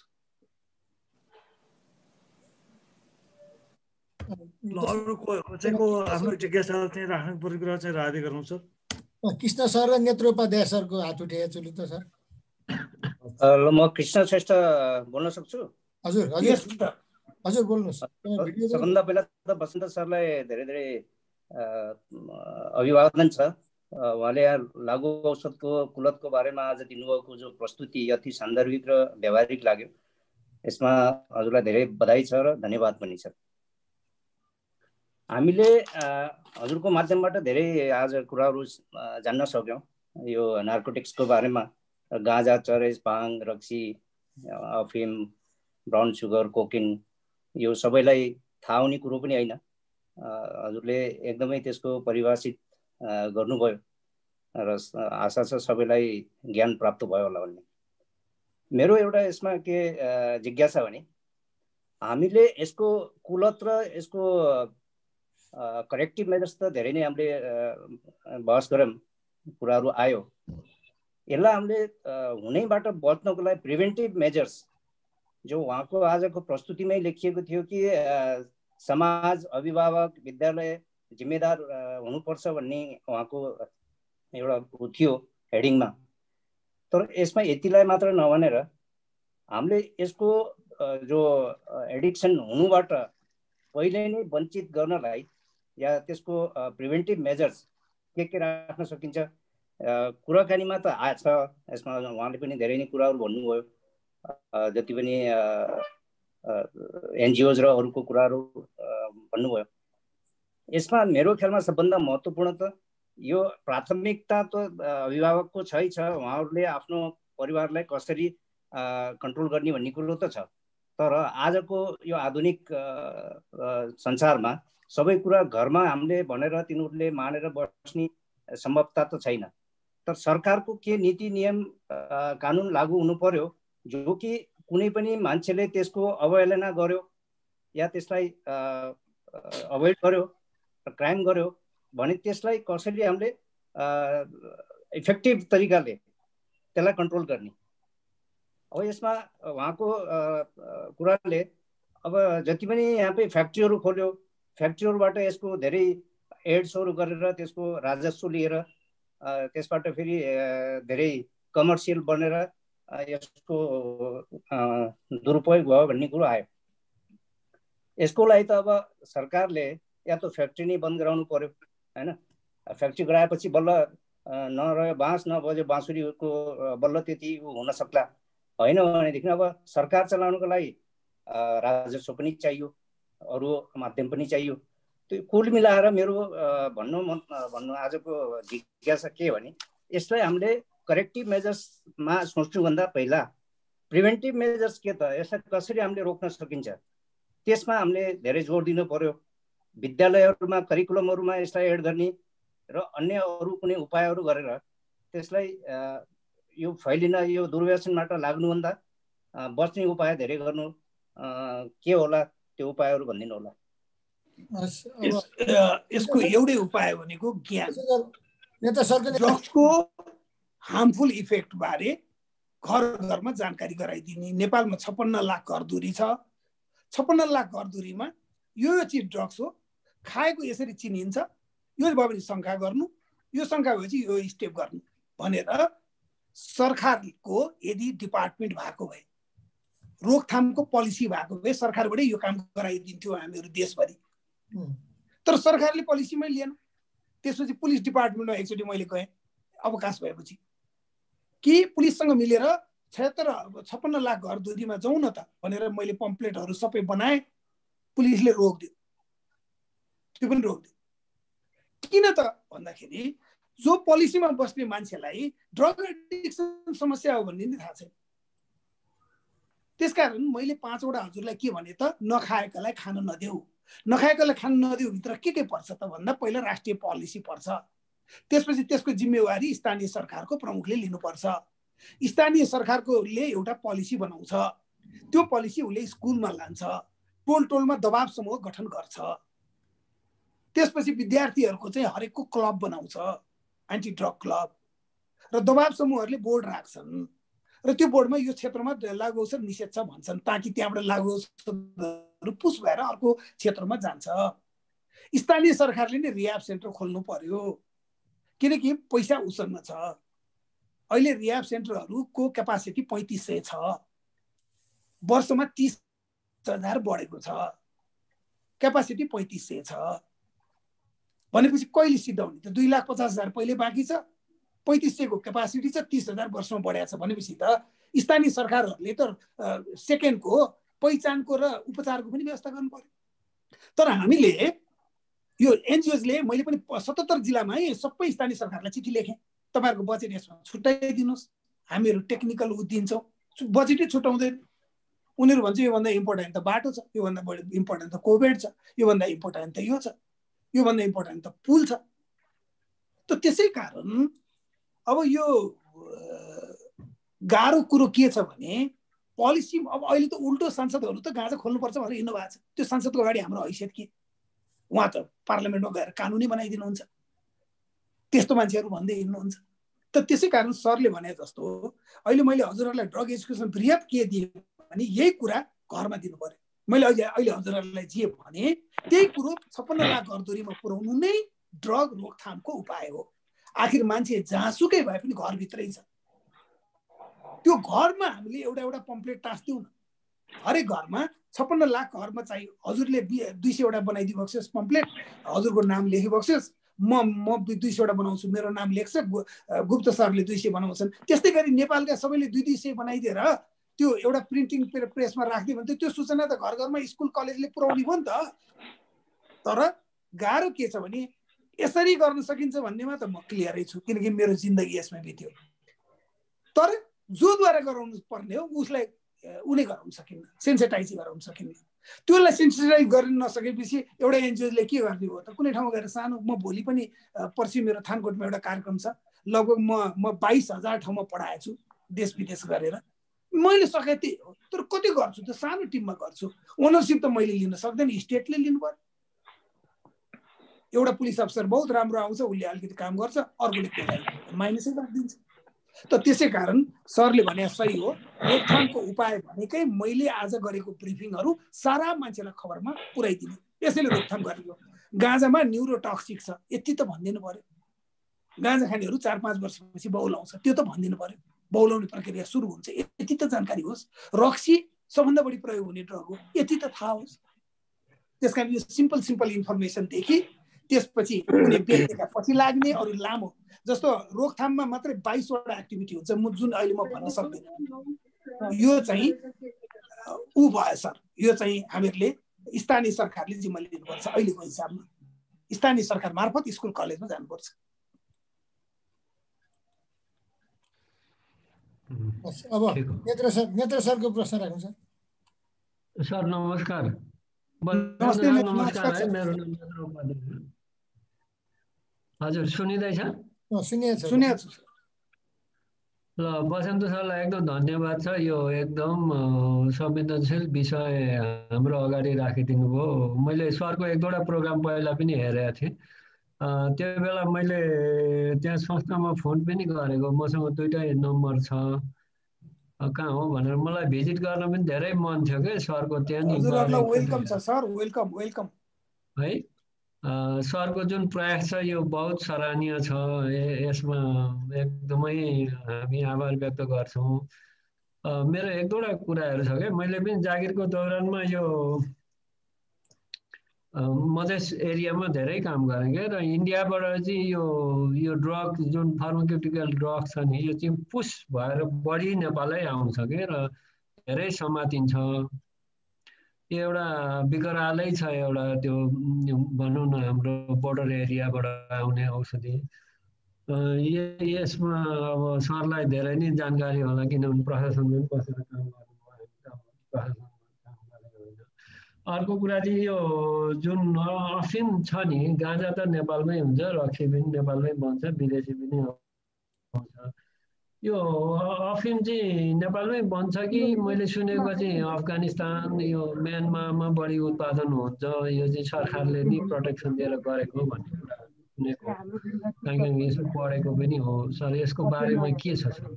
अफिमहरू अफगानिस्तानतिरको त इन्कमको मेरुदण्डै अफिम हो होइन? बर्मा, लाओस, भियतनाम, यो गोल्डन ट्रायंगल भन्छ, त्यहाँ पनि लुटेर पहाडहरूमा अफिमहरू रोपेको छ। भारतमा चाहिँ यो मर्फिन बनाउनको लागि सरकारले नै लाइसेन्स दिएर गरेको छ, त्यही लाइसेन्सकोबाट चुहाउनु हुन्छ। तर नेपालमा भारतमा अलिअलि लगाएका छन्। पूर्वी भारतमा नि सर यो यसको प्रयोग पनि बहुत बढेको छ सर, उनीहरूलाई पनि चिन्ता छ। तर हजुरले एउटा गजब कुरा उठाइसक्नु, कानी भन्दो रहेछ, कानी भन्छ त्यहाँ चाहिँ होइन, यो चाहिँ त्यस्तै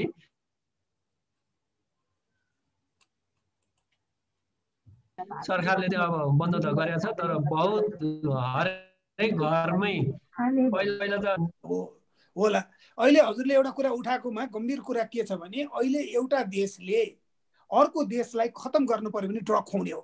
ब्रिटिसहरूले हिन्दुस्तान जिते, उता जिते, अफ्रिका जिते, चाइनामा लडाइँ गरे, चाइना जित्न नसकेपछि चाइनामा चाहिँ अफिम खुवाए, जसलाई ओपियम वार अफ चाइना भन्छ।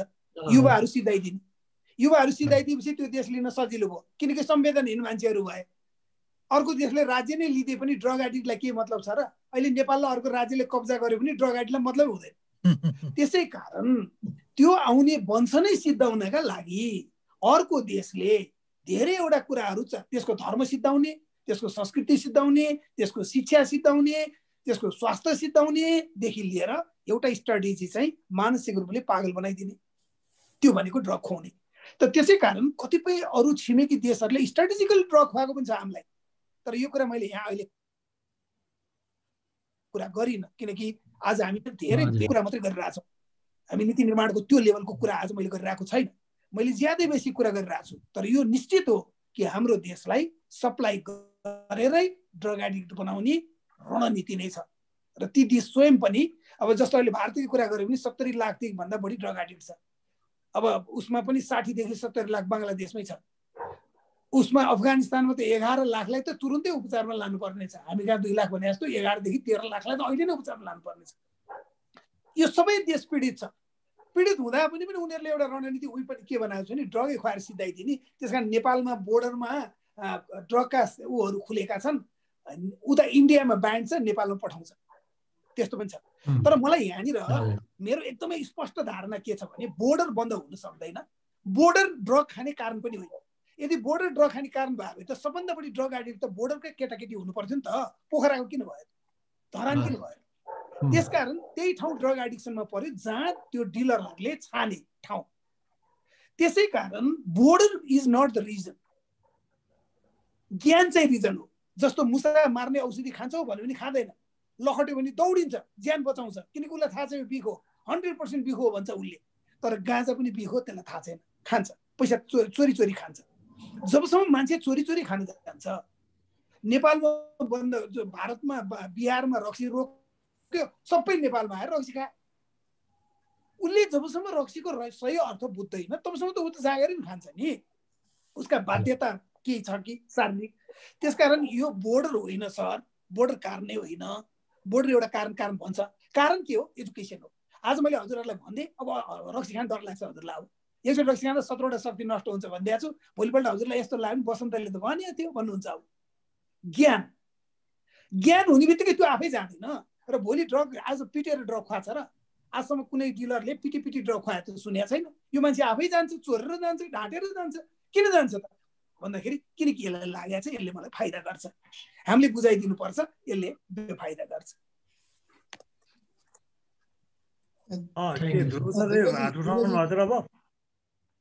हजुर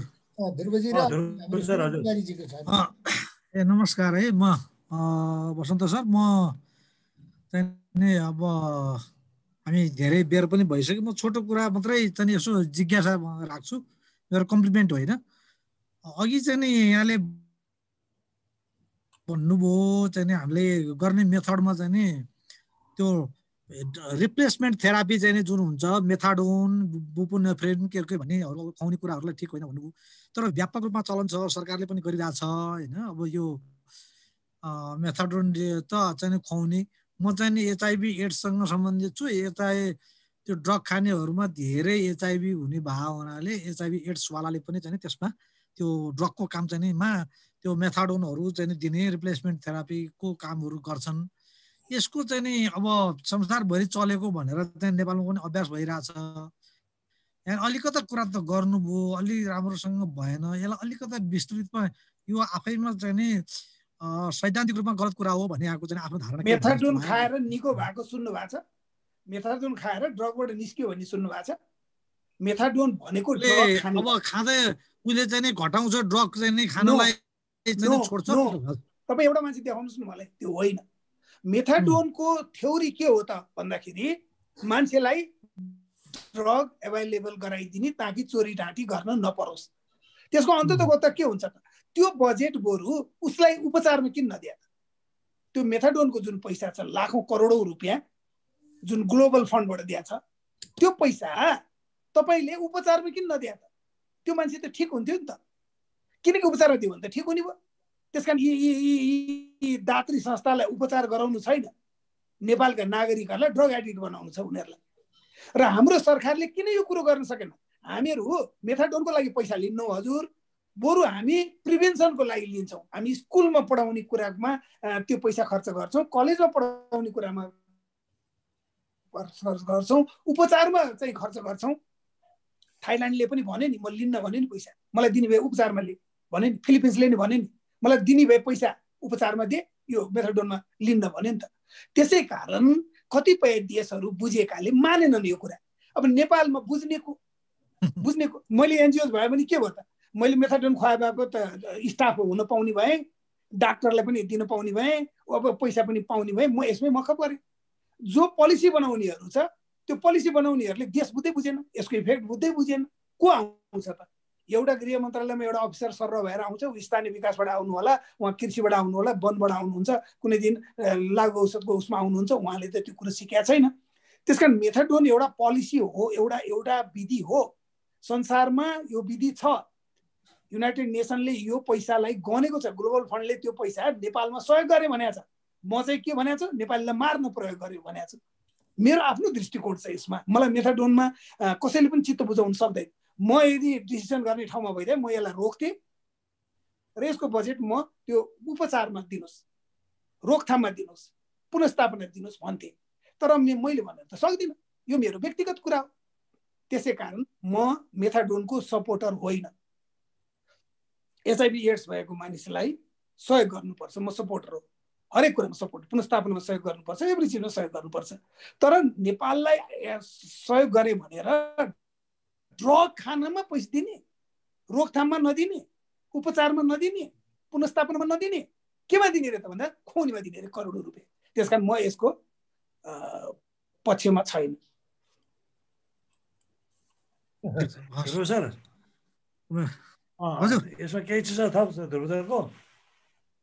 होइन मेरो केही छैन। उहाँले भन्नुभएको यो व्यापक रूपमा नेपाल नेसनल पोलिसी त नभनौँ, अभ्यासमा छ। यसको चाहिँ नि उहाँको धारणा चाहिँ नि के हो भन्ने मैले यो मेरो व्यक्तिगत धारणा हो। मैले यहाँ हजुरहरूको अगाडि मात्र होइन, गृह मन्त्रालयमा यही भन्छु, बाहिर पनि यही भन्छु, पेपरमा पनि यही भन्छु। म यसमा छैन। गुप्ता साहब मैले के बोलौँ? सर हजुर हजुर ल सर। ल गुप्ता साहबलाई धन्यवाद। म एसपी रञ्जित, बसन्त साहबलाई धेरै धेरै धन्यवाद। इट्स माई फर्स्ट टाइम मैले यो सुनेको है, ड्रग यो बारेमा चाहिँ सुनेको, बसन्त साहबबाट सुनेको फर्स्ट टाइम हो होइन। मलाई चाहिँ यो सबै पुरा मैले सुन्न पाइनँ। म बिचमा अलिकति जोइन गरेर आज फेरि चाहिँ यो टिभीबाट पोलिटिकल्ली विभिन्न कुराहरू देखाएर हुनाले ध्यान अलिकति फोकस भएन। तर मैले जति सुने मलाई एकदम राम्रो लाग्यो र मार्मिक पनि लाग्यो। यति साह्रो बिग्रेको स्थिति त्यो ड्रग्सको बारेमा हुँदा हुँदै पनि गभर्मेन्टले के गर्न नसकेको भन्ने कुरामा साह्रै चित्त पनि दुख्यो। म त्यहाँ अफगानिस्तानमा काम गर्दाखेरि त्यहाँको कफी खेती पनि मैले चाहिँ देख्ने हेर्ने मौका चाहिँ पाएँ मैले। तर त्यहाँको स्थिति डरलाग्दो थियो भने यहाँ त खोइ झनै डरलाग्दो जस्तो लाग्यो कुरा सुन्दाखेरि है। र यसमा चाहिँ बसन्त साहबलाई हामीले यो मान्नै पर्छ, उहाँको नलेजलाई, उहाँले दिनुभएको योगदानहरूलाई सराहनीय छ होइन। हामीले केही सहयोग गर्नु उहाँलाई पर्छ भने हामी पनि सहयोग गर्न तयार छौँ भन्ने छोटकरी मात्रै मैले भन्न खोजेको। It's very nice talk. ल thank you sir. Ramakant sir केही सर बोल्नु खोज्नु भएको छ? हजुर नमस्कार सर। बसन्त सरको चाहिँ सबै प्रस्तुति सुने।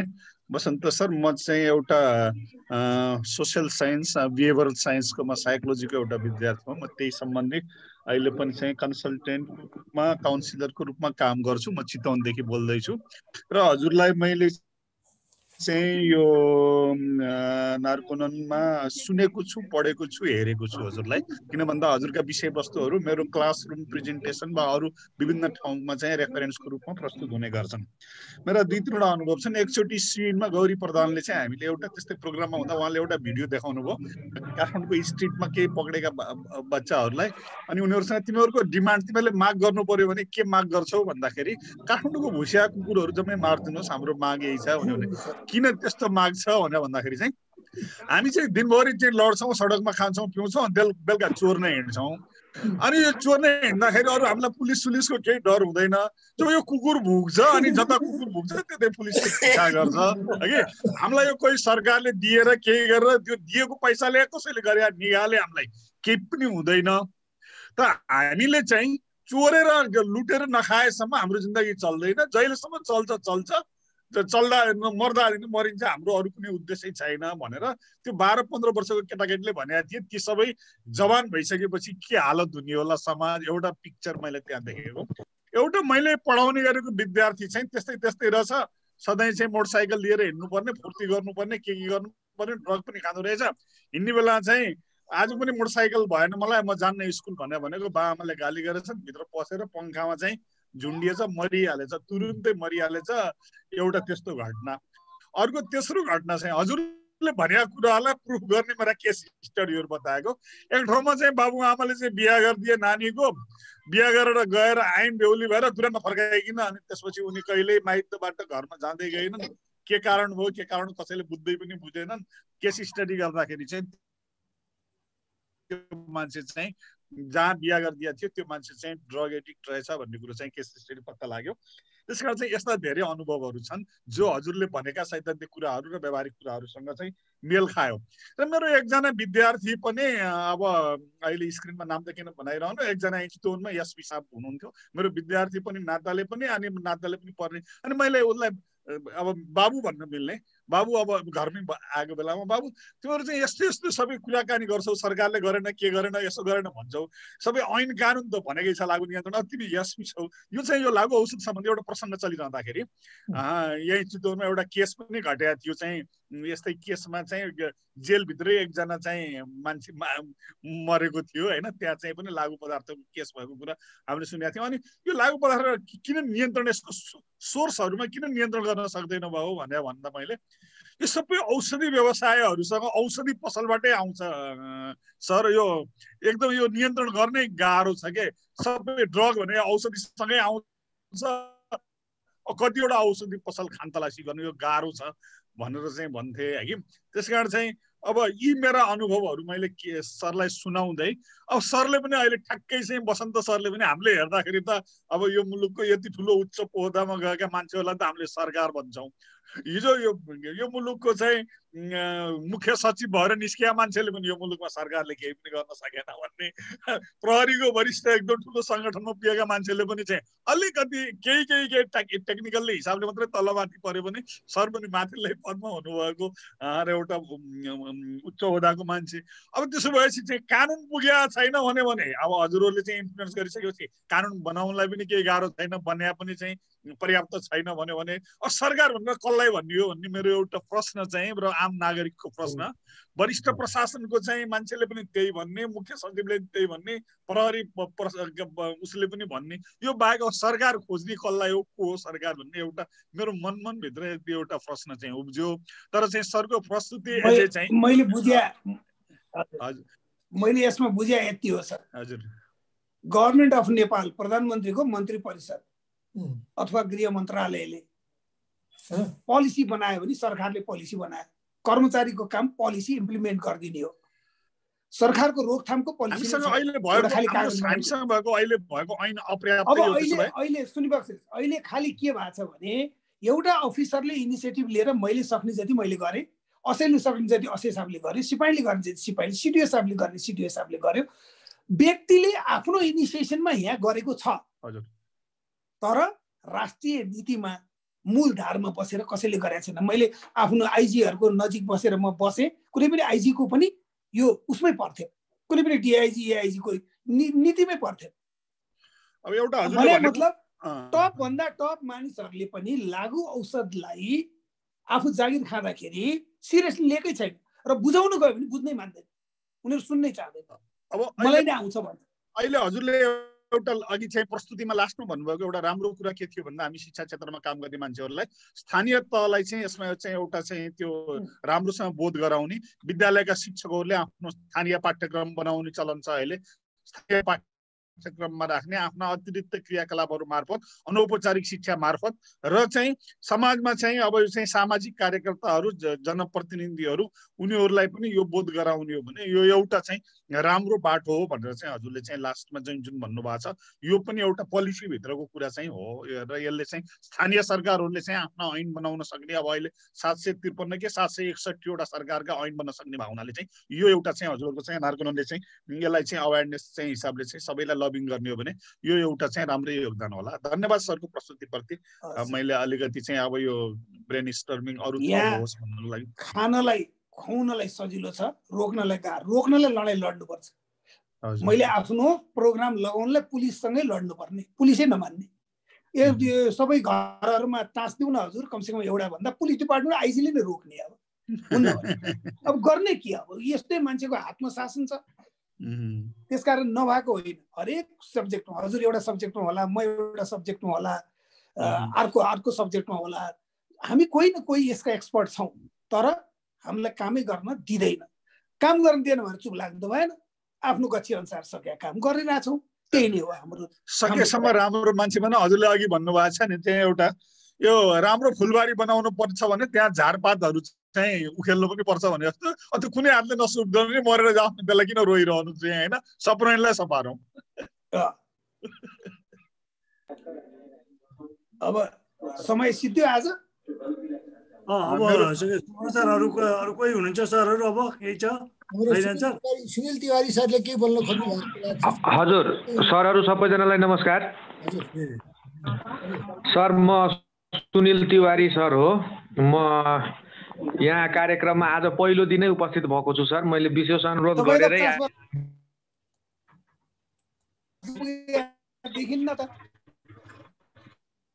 हजुर म त्यही भएर पनि विनम्र अनुरोधका साथमा आएको सर। यो बसन्त सरको नाम सुनेर म आज आउनुपर्छ जस्तो लागेर म आएको हो र मेरो एउटा सामान्य जानकारी र त्यसपछि मेरो एउटा प्रश्न पनि छ सर बसन्त सरलाई। सर यो हामीले जुन शिक्षा क्षेत्रमा, म पनि टिचर हो सर, अनि शिक्षामा हामीले हाम्रो सरकारले त्यस्तो केही गरेको छैन भन्ने कुरामा म के जानकारी गराउन चाहन्छु भने हामी कहाँ 6 कक्षादेखि नै सामाजिक भन्ने विषयमा तपाईको के अरे यो लागु पदार्थ दुर्व्यसनी, ड्रग एडिक्ट जस्ता कुराहरू पढाइ चाहिँ भइराखेको छ 6 कक्षादेखि। अहिले नयाँ 11-12 मा आएको नयाँ विषय सामाजिक अध्ययन जीवनोपयोगी शिक्षामा पनि छ। त्यसैले अब थोरै भए नि गर्न खोजेको जस्तो देखिन्छ। तथापि ती कोर्समा चाहिँ पढाइ के हुन्छ भन्दाखेरि परिभाषासम्म मात्रै पढाइ हुन्छ। सरले जुन यति डिटेलमा कुराहरू गर्नुभयो त्यो चाहिँ गराइदैन स्कुलहरूमा, कलेजहरूमा। त्यो मेरो एउटा मलाई लाग्छ त्यो स्कुलमा भइराखेको छ। अब यसमा अझै जोड दिनु पर्ला। अघि सरले भन्नुभएको जस्तो शिक्षकहरूले पनि आफ्नो तर्फबाट दायित्व वहन गर्दै अलि डिटेलमा गइदियो भने बच्चाहरू यसको नेगेटिभ इफेक्ट्सहरू राम्ररी बुझाउन सकियो भने चाहिँ पक्कै पनि राम्रो हुन्थ्यो होला। अनि यो जानकारी पछि मलाई एउटा सर बसन्त सरलाई एउटा विशेष अनुरोध गर्नुपर्ने थियो सर। मेरो विद्यालयको पिउन त्यो पाले भन्ने मान्छे चाहिँ रक्सी खाएकोमा जागिर छुट्यो। उसको जागिर त छोडिसक्यो तर उसको परिवारले अझै दुःख भोगिराखेको छ। हिजो मात्रै पनि मलाई सर केही गरिकन मेरो श्रीमानलाई सुधार्नु पर्यो सर भन्ने कुरा गर्दै थिए। मैले हजुर सर अनि के अरे त्यो नार्कोनमा फोन गरौँ त्यहाँ लैजाम भन्ने कुरा मैले उसलाई जानकारी गराएको थिएँ। उनीहरू एकदमै गरिब छन् सर, त्यस्तो गर्न नसक्ने मतलब उमेर कति हो? त्यो मान्छेको उमेर बढीमा 35 देखि 40 होला सर। हात काम छ? रक्सी हजुर उसको पुरा बडी नै काम छ सर, हात खुट्टा पुरै बडी। ही कुडन्ट वाक सर प्रोपरली, एकदम सेकिङ छ। उसको रक्सीको चाहिँ डिटक्सिफिकेसनमा लाने पहिला 1 नम्बरमा। रक्सी खाएर हात कामी भइसकेको र रक्सी